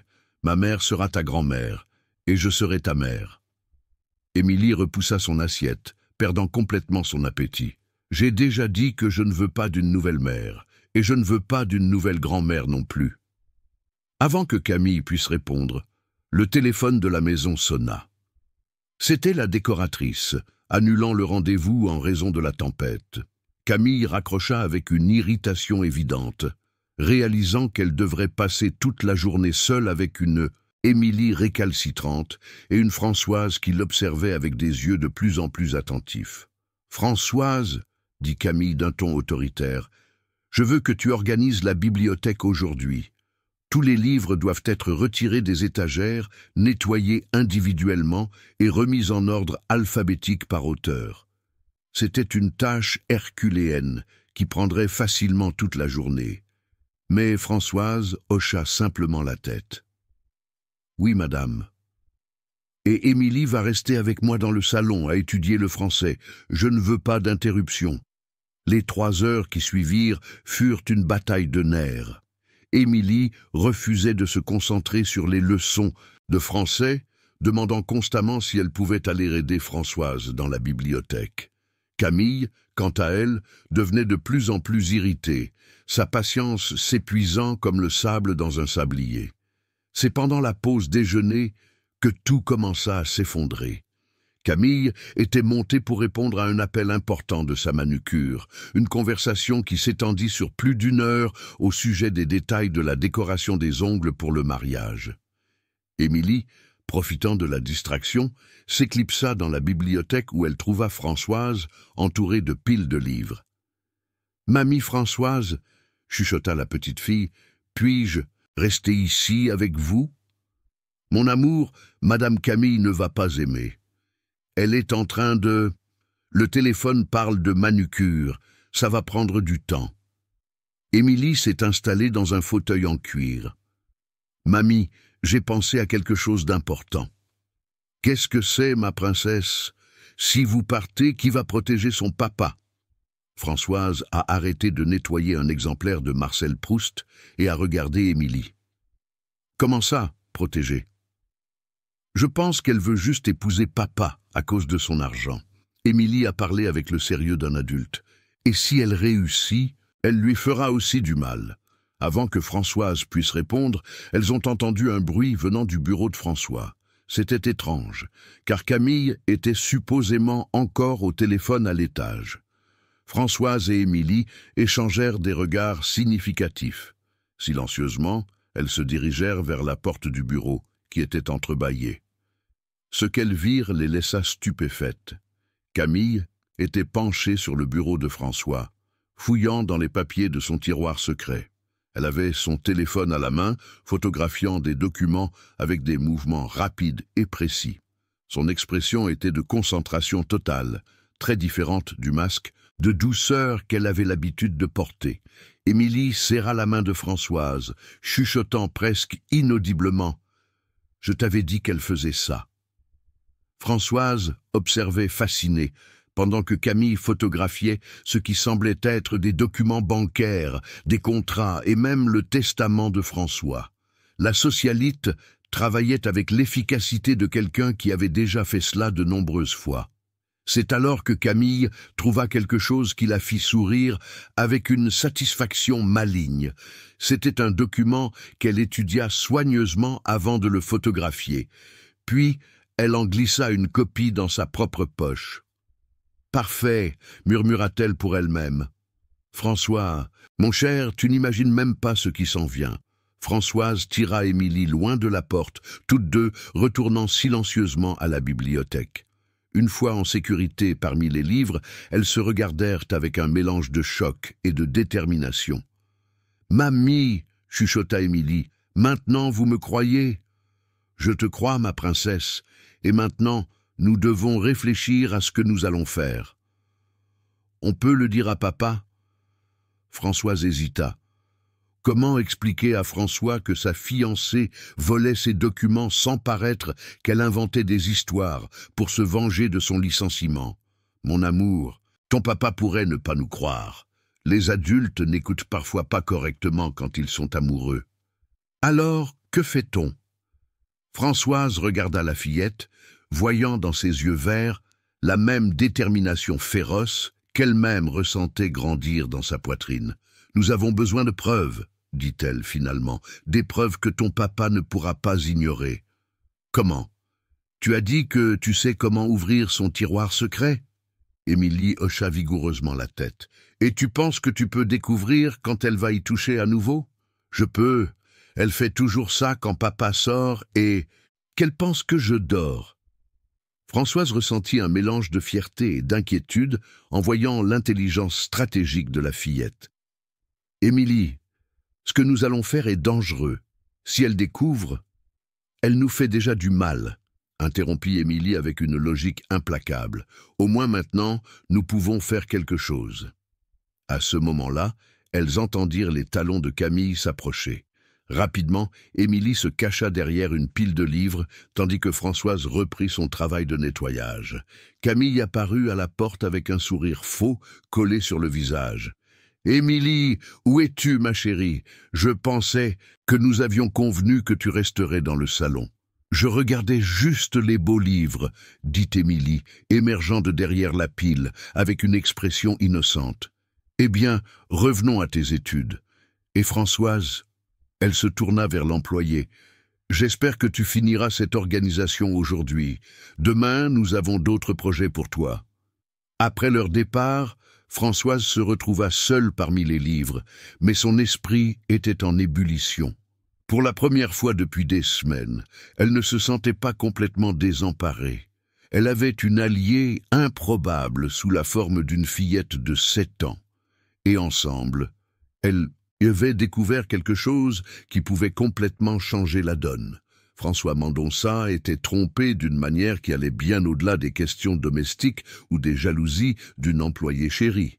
Et Françoise Battista des Santos, fille de la campagne française, ne partirait pas sans se battre. La tempête dehors commençait à se calmer, Mais à l'intérieur du manoir, une autre tempête était sur le point de se former. Le matin de vendredi s'est levé avec un ciel dégagé et le soleil brillant intensément sur le sud de Paris, comme si la tempête de la nuit précédente avait lavé non seulement les rues, mais aussi préparé la scène pour les événements dramatiques à venir. Au manoir de Montmartre, l'atmosphère matinale semblait trompeusement calme, mais Françoise pouvait sentir une électricité dans l'air qui faisait dresser les poils de ses bras. François était parti avant 7 heures pour une série de réunions qui s'étendraient jusqu'à tard dans la nuit. Un emploi du temps que Camille avait consulté plusieurs fois pendant le petit déjeuner, avec ce sourire satisfait que Françoise avait commencé à reconnaître comme un présage de problème. Émilie, assise dans sa petite chaise, mangeait des céréales importées avec l'attention de quelqu'un qui étudie un manuel d'instruction. La fillette était devenue experte pour observer les adultes sans sembler prêter attention, une compétence qu'elle avait développée comme mécanisme de survie au cours des dernières semaines. « Françoise, » dit Camille, ajustant ses cheveux blonds en un chignon élégant, « aujourd'hui, je veux que tu fasses un nettoyage complet dans ma chambre. Et quand je dis complet, je veux dire que chaque tiroir, chaque étagère, chaque coin doit être impeccable. »« Oui, madame. »« Ah, et une chose importante. » Camille fit une pause dramatique, comme une actrice qui sait exactement quel effet elle veut produire. « Je vais sortir pour rencontrer le planificateur de mariage. Cela devrait prendre quelques heures. Émilie restera avec toi, mais je veux qu'elle reste dans sa propre chambre, en train d'étudier. » Françoise hocha la tête, mais quelque chose dans l'expression de Camille la dérangeait. Il y avait une anticipation malicieuse dans ses yeux, comme si elle savourait par avance quelque chose qui était encore à venir. Après que Camille soit partie dans un nuage de parfums français et que le son de sa Mercedes-Benz ait disparu par le portail, la maison plongea dans un silence lourd, un silence qui semblait chargé de possibilités. Françoise commença à organiser les produits de nettoyage, mais son esprit était ailleurs, traitant les événements des derniers jours et essayant d'anticiper quel serait le prochain mouvement de Camille. « Mamie Françoise ?» Émilie apparut à la porte de la buanderie, vêtue d'un ensemble rose clair et avec une expression sérieuse qui ne correspondait pas à ses 7 ans.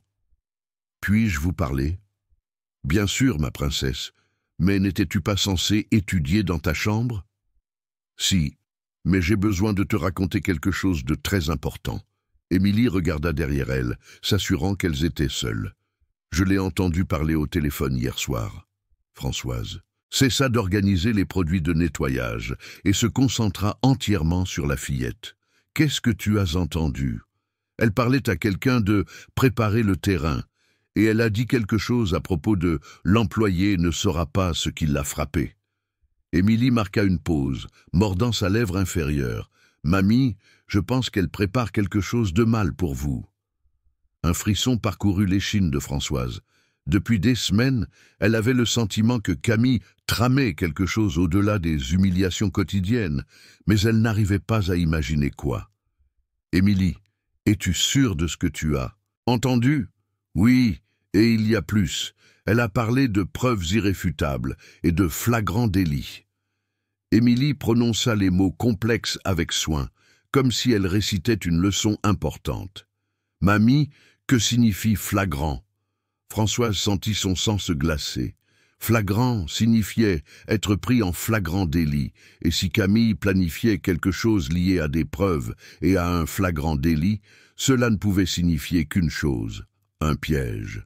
« Mon amour, » dit Françoise, s'agenouillant pour être à la hauteur de la fillette, « écoute bien ce que ta mamie va te dire. Aujourd'hui, tu dois être très, très attentive à tout ce qui se passe dans cette maison. Si tu vois quelque chose d'étrange, quoi que ce soit, viens me le dire immédiatement. Compris ?» Émilie hocha la tête solennellement, comprenant qu'elle était convoquée pour une mission importante. « Puis-je vous aider à nettoyer ?»« Pas aujourd'hui, ma princesse. Aujourd'hui, il vaut mieux que tu restes loin du nettoyage. » Les 2 heures qui suivirent se déroulèrent dans une tension croissante. Françoise nettoyait la chambre de Camille avec une attention redoublée, examinant chaque tiroir, chaque objet, cherchant quoi que ce soit qui pourrait indiquer ce qui se tramait. La chambre était un sanctuaire de luxe, avec des meubles importés, des miroirs à cadres dorés et un dressing qui ressemblait à un grand magasin français. C'est alors qu'elle nettoyait la coiffeuse en acajou massif qu'Émilie apparut en courant, les yeux écarquillés d'excitation et de peur. « Mamie Françoise, elle est revenue et elle a amené 2 personnes avec elle. »« Comment ça, 2 personnes ? Un homme en costume et une femme. Ils parlent dans le salon et elle a l'air très excitée. » Françoise sentit son estomac se contracter. Des visiteurs non annoncés, surtout quand François n'était pas à la maison, étaient toujours source d'inquiétude. « Émilie, va dans ta chambre et reste là. Ne sors pour rien au monde, compris ?» La fillette hocha la tête et courut dans les couloirs, ses petits pieds faisant le moins de bruit possible sur le marbre poli. Françoise termina rapidement le nettoyage de la coiffeuse et rangeait les produits quand elle entendit des voix s'approcher par l'escalier. Le ton de Camille était animé, presque euphorique.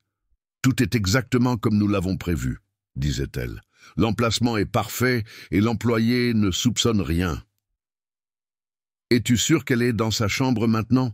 demanda une voix masculine que Françoise ne reconnaissait pas. « Absolument.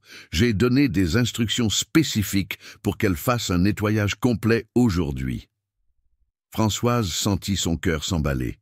Un instinct primitif, développé dans les difficultés de la campagne française, l'alerta d'un danger imminent. Sans savoir exactement pourquoi, elle sortit silencieusement de la chambre de Camille et se cacha dans la salle de bain adjacente, laissant la porte entrebâillée pour pouvoir observer. Camille entra dans la chambre, accompagnée d'un homme en costume sombre et d'une femme d'âge moyen, vêtue discrètement. Tous deux avaient une posture officielle qui fit immédiatement penser à la police. « À Françoise. Parfait. » dit Camille, se dirigeant vers le tiroir de la coiffeuse que Françoise venait de nettoyer. « C'est exactement là où j'ai dit qu'il serait. » Avec des mouvements théâtraux, Camille ouvrit le tiroir et fit semblant d'être surprise de ne rien trouver. « C'est étrange, » dit-elle, sa voix chargée d'une dramatisation répétée. « Mon bracelet en diamant n'est pas ici. »« Es-tu sûre de l'avoir laissé ici, madame ?» demanda l'homme en costume. « Absolument. C'est une pièce de famille, valant plus de 50 000 €.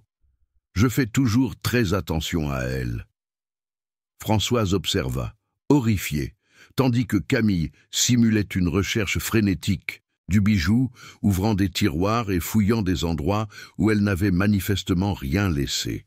« Il n'y a qu'une explication, » dit Camille, avec des larmes forcées aux yeux. « L'employé qui nettoyait ici doit l'avoir prise. »« Souhaitez-vous faire un rapport formel de vol ?» demanda la femme. « Je n'ai pas le choix. C'est une situation très délicate, car elle travaille ici depuis des années, mais dernièrement, elle a montré un comportement étrange, de la jalousie par rapport à ma relation avec François. » Françoise sentit la nausée lui monter à la gorge. C'était un piège parfait. Camille avait planté une situation où elle serait prise avec un bijou précieux en sa possession, à un moment où elle était déjà sous soupçon à cause des tensions domestiques. « Nous allons devoir fouiller l'employé et ses appartements, » dit l'homme. « Bien sûr, faites ce qu'il faut, » répondit Camille, avec une tristesse feinte qui mériterait un Oscar. « J'espère juste que ce n'est qu'un malentendu. » À ce moment-là, Françoise sut qu'elle était confrontée au moment le plus dangereux de sa vie. Si Camille avait planté le bracelet dans ses affaires, ce serait sa parole contre celle d'une riche héritière, dans une situation où elle était déjà perçue, comme une employée problématique. Mais il y avait quelque chose que Camille ne savait pas. Françoise Battista des Santos avait survécu à des sécheresses, des inondations, à la pauvreté et 15 ans de travail domestique à Paris. Ce ne serait pas une héritière ambitieuse qui la ferait tomber sans combat. Silencieusement, elle sortit de la salle de bain et se dirigea vers la chambre d'Émilie. Il était temps de mettre en pratique le plan qu'elles avaient commencé à développer. La guerre avait escaladé à un niveau complètement nouveau, mais Françoise avait encore quelques cartes dans sa manche. Et une petite fille de 7 ans qui connaissait tous les secrets de la maison. Le cœur de Françoise battait comme un tambour alors qu'elle marchait dans les couloirs en direction de la chambre d'Émilie, chaque pas calculé pour ne pas faire de bruit sur le marbre poli. Elle savait qu'elle n'avait que quelques minutes avant que Camille et les 2 accompagnateurs viennent la chercher, et cette fenêtre de temps serait cruciale pour sa survie. Émilie était assise sur son lit, feignant de lire un livre d'histoire, mais ses yeux verts étaient alertes comme ceux d'un petit oiseau sentant l'approche d'un prédateur. « Mamie Françoise, chuchota la fille, que se passe-t-il? J'ai entendu des voix étranges. » « Ma princesse !» Françoise s'agenouilla à côté du lit, prenant les petites mains de la fille entre les siennes. « J'ai besoin que tu sois très courageuse maintenant. Madame Camille essaie de me nuire, et si nous ne faisons rien, mamie pourrait être arrêtée. » Les yeux d'Émilie s'agrandirent. « Arrêtée? Pourquoi? » Elle dit que j'ai volé un bracelet à elle. Mais je n'ai jamais rien volé de ma vie, mon amour. Émilie se leva du lit avec détermination, ses poings serrés comme ceux d'une guerrière miniature. « C'est un mensonge. Vous ne feriez jamais une chose pareille. » Sa voix d'enfant portait une indignation féroce. « Nous allons dire la vérité à tout le monde. »« Ce ne sera pas si facile, ma poupée, » expliqua Françoise, caressant les cheveux de la fille. « Madame Camille a dû cacher le bracelet dans ma chambre. Quand ils chercheront, ils vont le trouver. Et cela semblera que j'ai vraiment volé. » Émilie traita l'information avec la rapidité d'une enfant intelligente, habituée à naviguer entre les complexités du monde adulte. « Alors nous devons trouver le bracelet avant eux. »« Non, mon amour, si nous touchons aux choses maintenant, cela semblera encore pire. » Françoise prit une profonde respiration, organisant ses pensées. « Mais tu as dit que tu sais quand elle touche aux affaires de ton papa, n'est-ce pas? Je me souviens. Ce soir, quand elle pensera qu'elle a réussi à me nuire, elle voudra toucher à nouveau au papier de ton papa. Et cette fois, nous serons prêtes. » À ce moment-là, ils entendirent des pas s'approcher dans le couloir. Camille venait accompagnée des 2 visiteurs, leur voix résonnant dans les murs comme le son d'une procession funèbre. « Françoise !» La voix de Camille résonna dans le couloir. « Françoise, où es-tu? »« Je suis ici, Madame Camille, » répondit Françoise, sortant de la chambre d'Émilie et se dirigeant vers le groupe. Camille était en tête, suivie de l'homme en costume, que Françoise réalisa maintenant être un inspecteur par sa posture et la façon dont il observait l'environnement, et la femme qui était probablement une greffière. « Françoise, » dit Camille avec une expression de tristesse théâtrale, « il s'est passé quelque chose de très grave. Mon bracelet en diamant a disparu de ma chambre. »« Quel bracelet, Madame Camille ?» Françoise força une expression de surprise sincère. « Tu sais très bien de quel bracelet il s'agit. Celui en diamant qui appartenait à ma grand-mère. Il vaut une fortune et a une valeur sentimentale inestimable. » L'inspecteur s'approcha, sa posture professionnelle, mais non hostile. « Madame Françoise, » dit-il, « la propriétaire de la maison a signalé un vol. Je vais devoir poser quelques questions et, si vous le permettez, jeter un œil à vos affaires. » Françoise ressentit un mélange de peur et d'indignation, mais garda son calme. « Bien sûr, monsieur, je n'ai rien à cacher. C'est bien que vous soyez coopérative, » dit Camille, mais il y avait quelque chose dans ses yeux qui trahissait sa satisfaction malicieuse. « Je suis sûr que ce n'est qu'un malentendu. » Le groupe se dirigea vers la petite chambre de l'employé au rez-de-chaussée, un espace simple avec un lit simple, une armoire en contreplaqué et une petite table servant de bureau. C'était un environnement qui contrastait brutalement avec le luxe du reste de la maison, mais que Françoise avait transformé en foyer avec de petites touches personnelles, des photographies de sa famille à Avignon, un crucifix en bois sur le mur et quelques plantes qu'elle soignait avec amour. « Puis-je fouiller l'armoire ?» demanda l'inspecteur. Oui, bien sûr. Françoise observa, le cœur dans la gorge, tandis que l'homme examinait ses vêtements simples, ses quelques possessions organisées avec le soin de quelqu'un qui valorise chaque objet. Camille restait à la porte, théâtralement nerveuse, comme si elle souffrait de la situation qu'elle avait elle-même créée. C'est alors que l'inspecteur atteignit le compartiment inférieur de l'armoire que Françoise vit son visage changer. Il se baissa et sortit quelque chose enveloppé dans une vieille serviette. « Qu'est-ce que c'est » demanda-t-il, développant soigneusement le tissu. Là, c'était un bracelet en diamant qui brillait même à la faible lumière de la chambre, évidemment, cher et évidemment pas appartenant à une employée. « Mon bracelet !» s'exclama Camille avec une performance digne du théâtre municipal. « Françoise, comment peux-tu, après toutes ces années de confiance ?» Françoise sentit le monde tourner autour d'elle. Même en sachant que c'était un piège, voir la preuve physique de sa supposée culpabilité fut comme recevoir un coup de poing dans l'estomac. « Je n'ai jamais vu ce bracelet de ma vie, » dit-elle, sa voix tremblant d'indignation. « Quelqu'un l'a mis là. » Françoise, l'inspecteur la fixa avec sérieux. « Vous êtes accusée de vol. Vous avez le droit de garder le silence et d'appeler un avocat. Mais je n'ai rien fait. » Françoise sentit des larmes de désespoir et de colère brûler ses yeux. 15 ans que je travaille dans cette maison. 15 ans sans jamais prendre un centime qui ne soit pas le mien. Parfois les gens changent, dit Camille avec une fausse tristesse.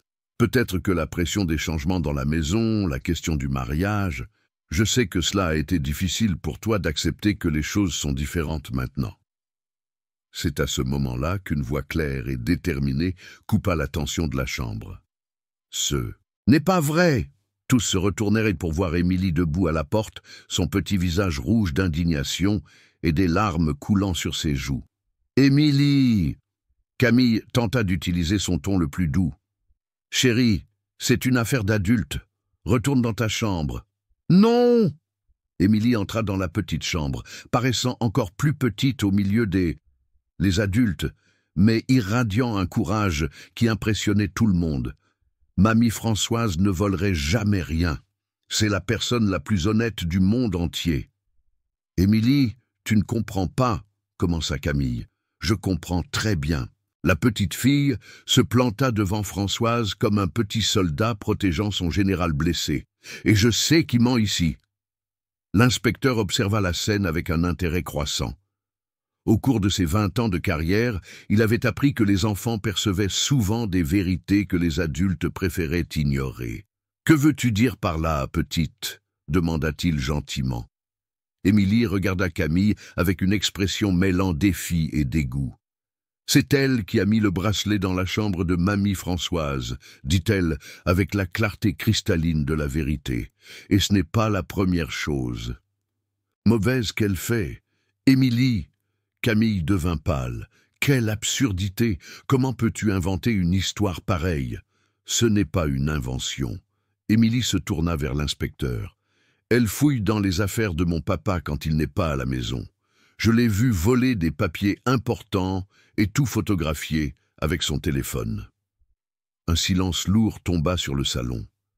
L'inspecteur fronça les sourcils, clairement intrigué par l'accusation spécifique et détaillée de la petite fille. « C'est ridicule, » dit Camille, mais sa voix avait perdu la fermeté précédente.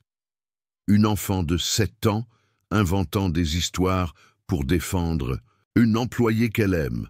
Ce n'est pas une histoire. Émilie commençait à pleurer, mais continua à parler. Elle vole de l'argent dans le tiroir secret de papa. Et hier, elle a dit au téléphone que bientôt tout serait à elle.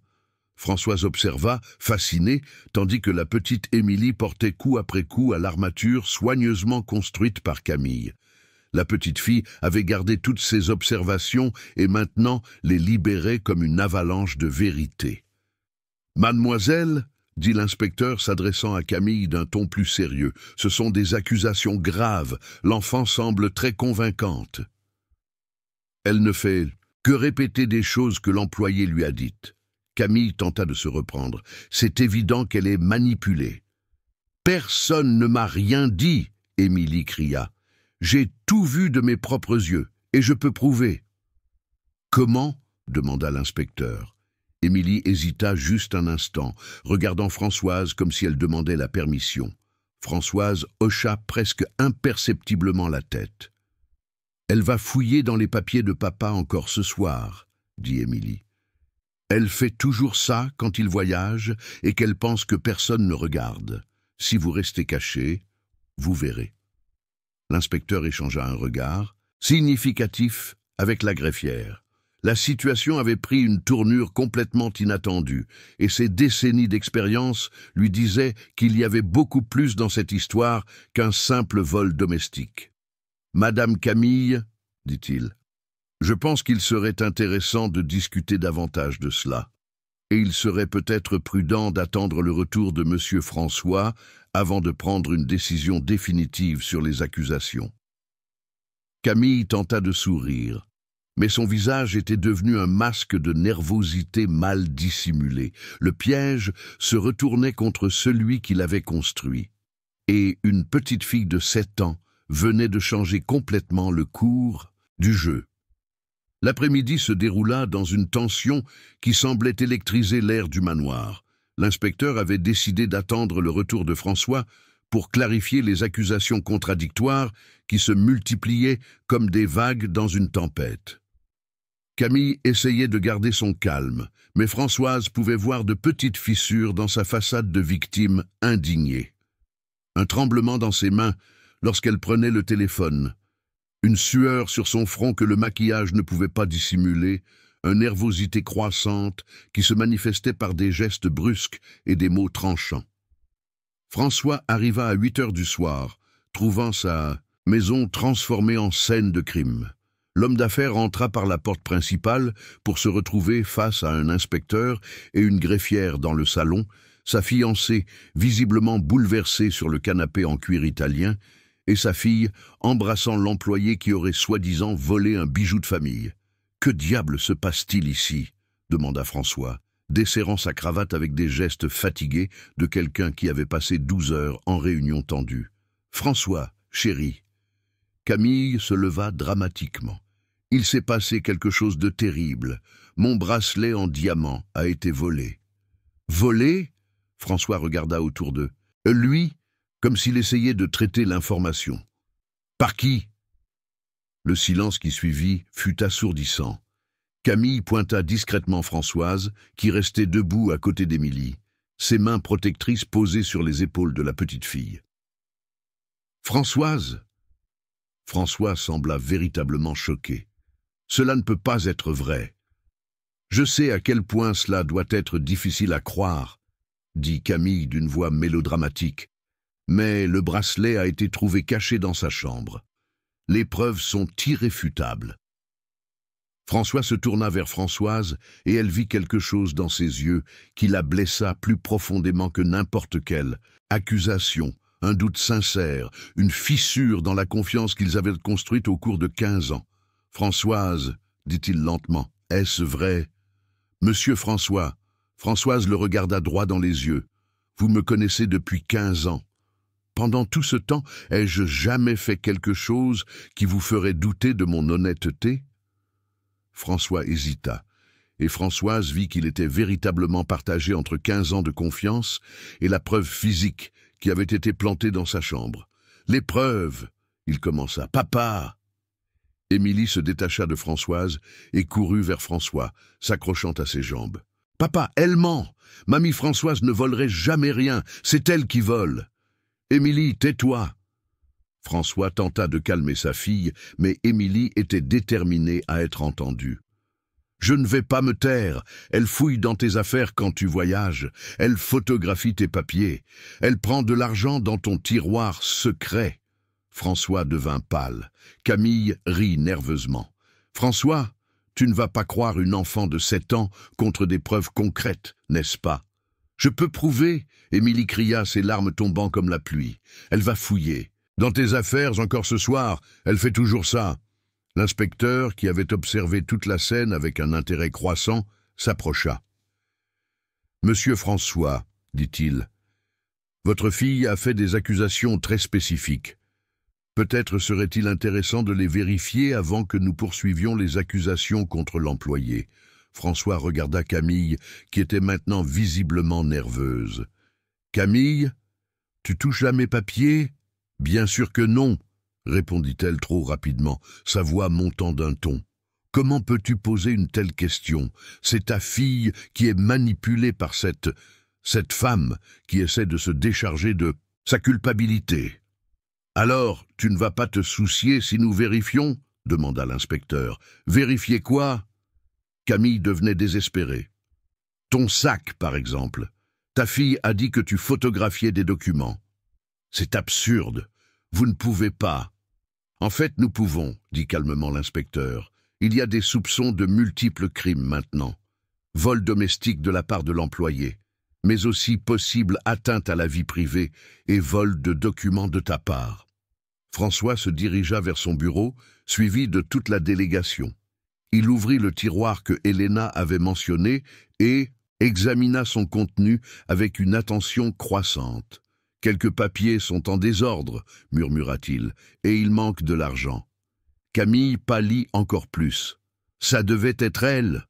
Elle pointa du doigt Françoise. « C'est elle qui a touché. »« Madame Camille, » dit Helena avec cette logique implacable des enfants. Mamie Françoise ne savait même pas où se trouvait le tiroir secret. Seuls, moi, toi et papa le savons.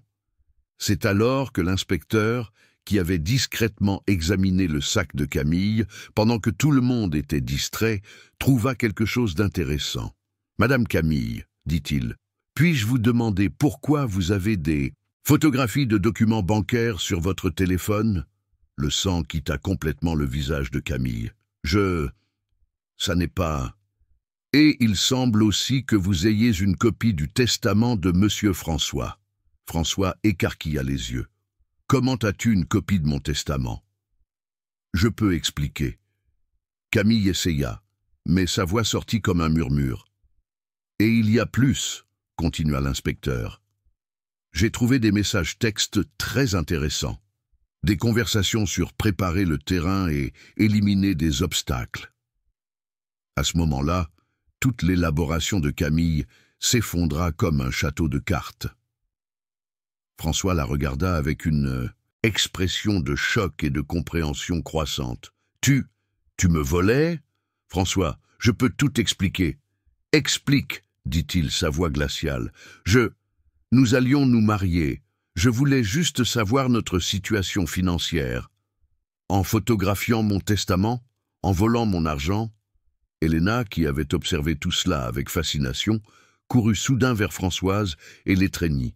« Je savais que mamie Françoise avait raison, » dit-elle haut et fort. « Je savais qu'elle était mauvaise. » L'inspecteur se tourna vers Camille avec une expression sérieuse. « Madame, je vais devoir vous arrêter pour atteinte à la vie privée, vol et fausses accusations. Et je soupçonne que lorsque nous examinerons mieux vos mouvements financiers, nous trouverons d'autres irrégularités. »« Et le bracelet ?» demanda François. « Évidemment planté pour incriminer l'employé, » dit l'inspecteur.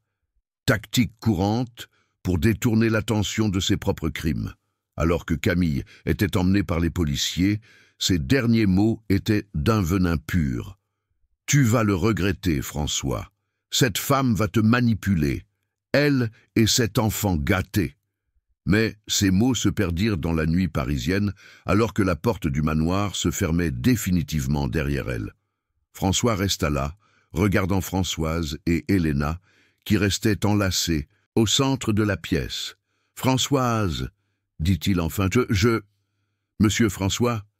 l'interrompit gentiment Françoise. « Vous n'avez pas besoin de dire quoi que ce soit. Je sais que cela a été difficile de choisir à qui croire. Mais j'ai douté de toi. Après 15 ans, j'ai douté.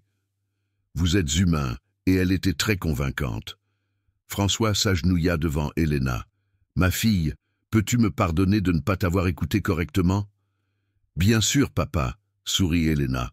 « Mais maintenant, tu vas écouter ? » « Je vais écouter tout ce que tu veux me dire. » Helena regarda Françoise, puis François.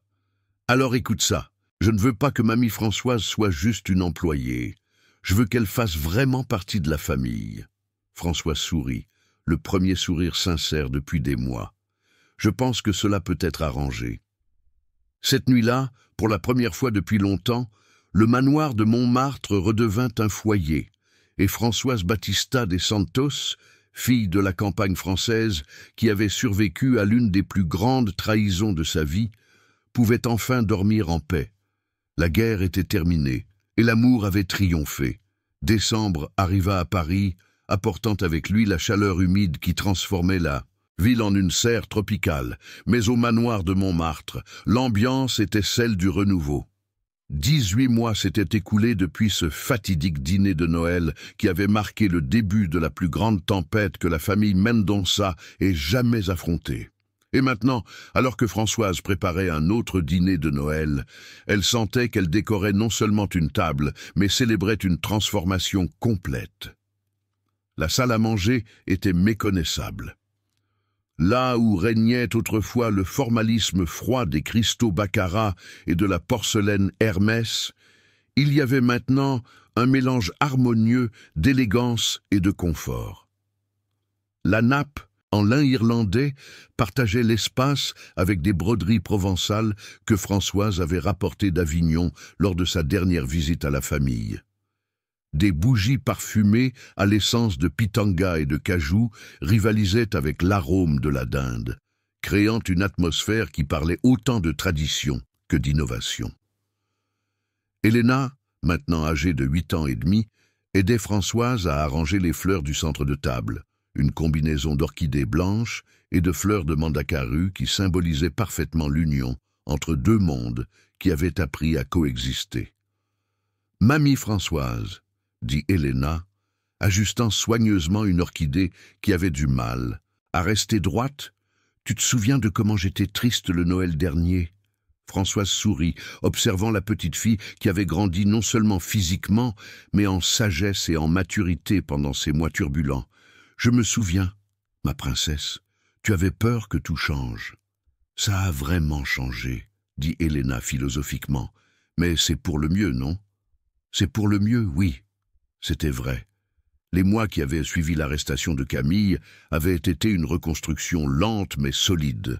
François avait subi une transformation profonde, remettant en question non seulement ses choix personnels, mais toute sa vision des relations familiales et des véritables valeurs. L'homme d'affaires Françoise, qui se cachait auparavant derrière des formalités sociales, avait appris à vraiment converser avec sa fille et à valoriser les gens pour leur essence et non pour leur position sociale. « Ton papa est déjà arrivé ?» demanda Françoise, polissant une coupe en cristal qui servirait maintenant aussi bien du vin français que du jus de cajou. « Oui, il est dans son bureau, en train de terminer un appel, mais il a dit que c'est juste 5 petites minutes de plus. » Helena fit une pause, regardant Françoise avec ses yeux verts qui avaient vu tant de choses difficiles ces dernières années. « Mamie, puis-je te poser une question ?»« Tu peux tout, mon amour. Est-ce que tu es encore triste parfois, en te souvenant de cette période difficile ?» Françoise cessa de polir la coupe et s'agenouilla à la hauteur d'Helena, comme elle le faisait toujours quand elle voulait avoir des conversations importantes. « Sais-tu ce que j'ai appris, ma princesse ? Parfois, les choses mauvaises arrivent pour nous apprendre à reconnaître les choses vraiment bonnes. » « Comment ça ? Avant tout ce désordre avec Madame Camille, ton papa était un homme bon, mais il était un peu perdu, tu comprends. Et j'étais heureuse ici, mais je ne savais pas vraiment quelle était ma place dans la famille. Et toi, ma poupée, tu étais une petite fille douce, mais tu grandissais dans un monde où les gens ne disaient pas la vérité les uns aux autres. » Helena hocha la tête, traitant les mots avec le sérieux de quelqu'un qui avait mûri à travers des difficultés. « Et maintenant ? Maintenant, ton papa sait que la famille ne se construit pas avec de l'argent ou une position sociale, mais avec de l'amour et de l'honnêteté. Je sais que ma place ici n'est pas seulement en tant qu'employé, mais en tant que quelqu'un qui fait partie de cette famille de cœur. Et toi, ma princesse, tu as appris qu'il faut se battre pour les gens que l'on aime et toujours dire la vérité, même quand c'est difficile. » À ce moment-là, François entra dans la salle à manger, vêtu d'une chemise bleu clair sans cravate, un changement significatif pour un homme qui s'habillait auparavant comme s'il allait toujours à des réunions d'affaires, même à la maison. « Comment vont mes deux femmes préférées ?» demanda-t-il en étreignant Helena et en déposant un baiser affectueux sur le front de Françoise, un geste qui aurait été impensable 18 mois plus tôt. « Nous finissons de préparer tout pour le dîner, » répondit Helena. « Regarde comme c'est beau, papa. » François observa la table avec une admiration sincère. Il avait appris à voir la beauté dans des choses qu'il aurait auparavant considérées comme inappropriées pour son statut social. « C'est parfait, » dit-il sincèrement. « Françoise, tu as dépassé toutes mes attentes. Ah, cher François, c'est Helena qui m'a aidé dans tout. Cette fille a un goût raffiné dont je ne sais même pas d'où il vient. Ça vient de toi, » dit Helena avec conviction. « Tu m'as appris que les choses deviennent belles quand elles sont faites avec amour. » François ressentit cette familiarité poignante dans son cœur, un mélange de fierté, d'amour et de gratitude qu'il ressentait toujours en réalisant combien sa fille avait grandi en sagesse émotionnelle. « Françoise, dit-il, avant que les invités n'arrivent, je veux vous parler à toutes les deux. » Françoise et Helena échangèrent un regard curieux.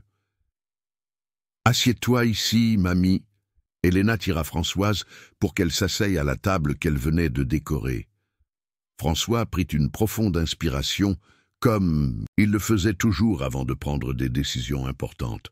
Ces derniers mois m'ont beaucoup fait réfléchir sur la famille, sur ce qui compte vraiment dans la vie, et je suis arrivé à une conclusion. Il fit une pause, regardant alternativement Françoise et Helena. « Françoise, tu as pris soin de moi et de ma fille pendant 15 ans. Tu as aimé Helena comme si elle était ta propre petite fille. Tu m'as appris, sans même t'en rendre compte, que la dignité n'a rien à voir avec un compte bancaire et que l'amour véritable ne dépend pas de documents ou de formalités. » Françoise sentit des larmes commencer à se former dans ses yeux. « Cher François, laisse-moi finir, » dit-il en souriant. « C'est pourquoi je veux faire une proposition officielle. Je veux que tu fasses officiellement partie de cette famille, pas seulement dans le cœur où tu es déjà depuis des années, mais aussi dans les documents. » « Comment ça, papa ?» demanda Helena, intriguée. François sortit un dossier de la poche intérieure de sa veste. « Adoption. Je veux adopter Françoise comme ma mère, et je veux qu'Helena ait officiellement la grand-mère qu'elle a toujours eue dans son cœur. » Le silence qui suivit était différent de tous les silences tendus qui avaient marqué cette maison. C'était un silence d'émotion pure, d'amour reconnu, de famille enfin assumée. Françoise couvrit son visage de ses mains, des larmes coulant entre ses doigts. « Cher François, je ne sais pas quoi dire. »« Dis oui, mamie !» Helena sauta de sa chaise et étreignit Françoise. « Dis que tu acceptes d'être notre vraie famille sur le papier aussi. Mais je ne suis qu'une femme simple de la campagne. Tu es la femme la plus sage que je connaisse, dit François, et la personne qui aime le plus cette famille. Les documents ne changent pas qui tu es, Françoise. Ils reconnaissent simplement officiellement ce que tu as toujours été pour nous. » Françoise regarda François, puis Helena, voyant dans les yeux des deux un amour si authentique qu'elle se rappela les mots de sa grand-mère à Avignon. « Ma fille, la famille, c'est ceux qui choisissent de rester à tes côtés quand la vie se complique. »« Alors j'accepte, » dit-elle, souriant à travers les larmes. « J'accepte d'être mère et grand-mère pour vous deux dans tous les rôles du monde. » Helena cria de joie et se jeta dans les bras de Françoise, tandis que François s'approchait pour étreindre ses deux femmes préférées. À 8 heures du soir, les invités commencèrent à arriver pour le dîner. Mais ce n'étaient pas les mêmes visages hautains et distants des dîners précédents. François avait invité des personnes qui comptaient vraiment. Quelques collègues de travail qui étaient devenus de véritables amis, le professeur de piano d'Helena, qui était devenu confident de la famille, quelques voisins que François avait appris à connaître vraiment, et même Madame Marie, la femme de ménage de l'immeuble commercial de François, qui était devenue amie avec Françoise. Le dîner fut un succès à tous points de vue. La nourriture, un mélange harmonieux de plats traditionnels de Noël et de spécialités provençales de Françoise, fut loué par tous. Mais plus important que la nourriture était le climat. Conversations authentiques, rires spontanés, câlins sincères. Lorsque le moment du dessert arriva, un flan au lait concentré avec un coulis de cerises que Françoise avait spécialement créé pour l'occasion, François se leva pour porter un toast. « Amis, dit-il en levant son verre de vin, je veux porter un toast non seulement à Noël, mais à la Renaissance. Il y a un an et demi, cette table a été le théâtre d'un grand mensonge. Aujourd'hui, elle est le théâtre d'une grande vérité. » Il regarda Françoise et Émilie. « La vérité est que la famille n'est pas une question de sang ou de statut social. C'est un choix. C'est décider de rester ensemble dans les tempêtes. C'est un amour qui résiste aux épreuves les plus difficiles. C'est pourquoi, continua-t-il, je veux annoncer officiellement que Françoise Lefebvre n'est plus employée de cette maison. Elle est ma mère choisie, grand-mère officielle d'Émilie et matriarche de cette famille. » Les applaudissements résonnèrent dans la salle, mais aucun son n'était plus doux pour Françoise que le rire joyeux d'Émilie et le sourire fier de François. Après le départ des invités, la famille de Troyes s'installa sur le balcon, observant les lumières de la ville scintiller comme des étoiles terrestres. Émilie était blottie dans les bras de Françoise, François dans une chaise à côté, tous appréciant la brise fraîche du matin parisien. « Mamie Françoise, » dit Émilie en bâillant, « maintenant que vous êtes officiellement ma grand-mère, puis-je continuer à vous appeler mamie ?»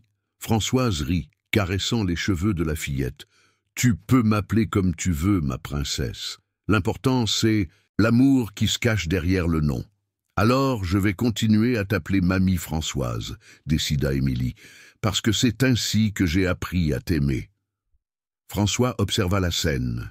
Sa fille dormant paisiblement dans les bras de la femme qui était devenue le centre émotionnel de sa famille et ressentit une paix qu'il n'avait pas connue depuis des années. « Françoise, » dit-il doucement pour ne pas réveiller Émilie. « Merci. »« Pourquoi, mon fils ?» Le mot « fils » sonnait naturel maintenant, chargé d'un amour maternel sincère. « Pour être resté, pour avoir lutté pour nous, pour m'avoir appris ce qui compte, vraiment dans la vie. » Françoise regarda les lumières de la ville, puis François. « Sais-tu ce que ma grand-mère disait à Avignon ? Elle disait que Dieu envoie parfois des tempêtes pour que nous découvrions à quel point nous sommes forts. Je pense que c'est ce qui nous est arrivé. » La tempête de Camille ?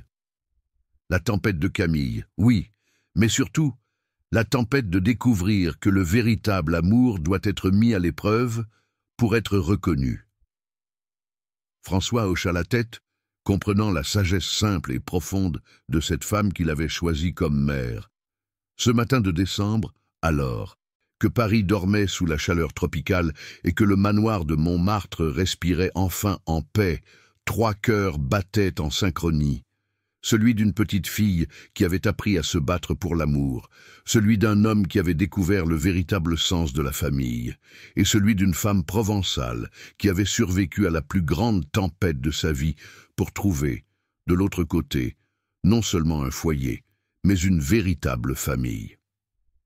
Le dîner qui avait commencé par l'humiliation se termina 18 mois plus tard par la rédemption, et Françoise Lefebvre, à 51 ans, savait enfin quelle était sa place dans le monde, dans le cœur d'une famille qui l'avait choisie autant qu'elle les avait choisis. Laissez votre like, abonnez-vous à la chaîne, activez la cloche, et si vous avez regardé jusqu'ici, commentez « J'ai regardé jusqu'ici » et laissez votre avis sur cette histoire. Ah, et n'oubliez pas de regarder la prochaine vidéo qui apparaît à l'écran final, car elle est très émouvante.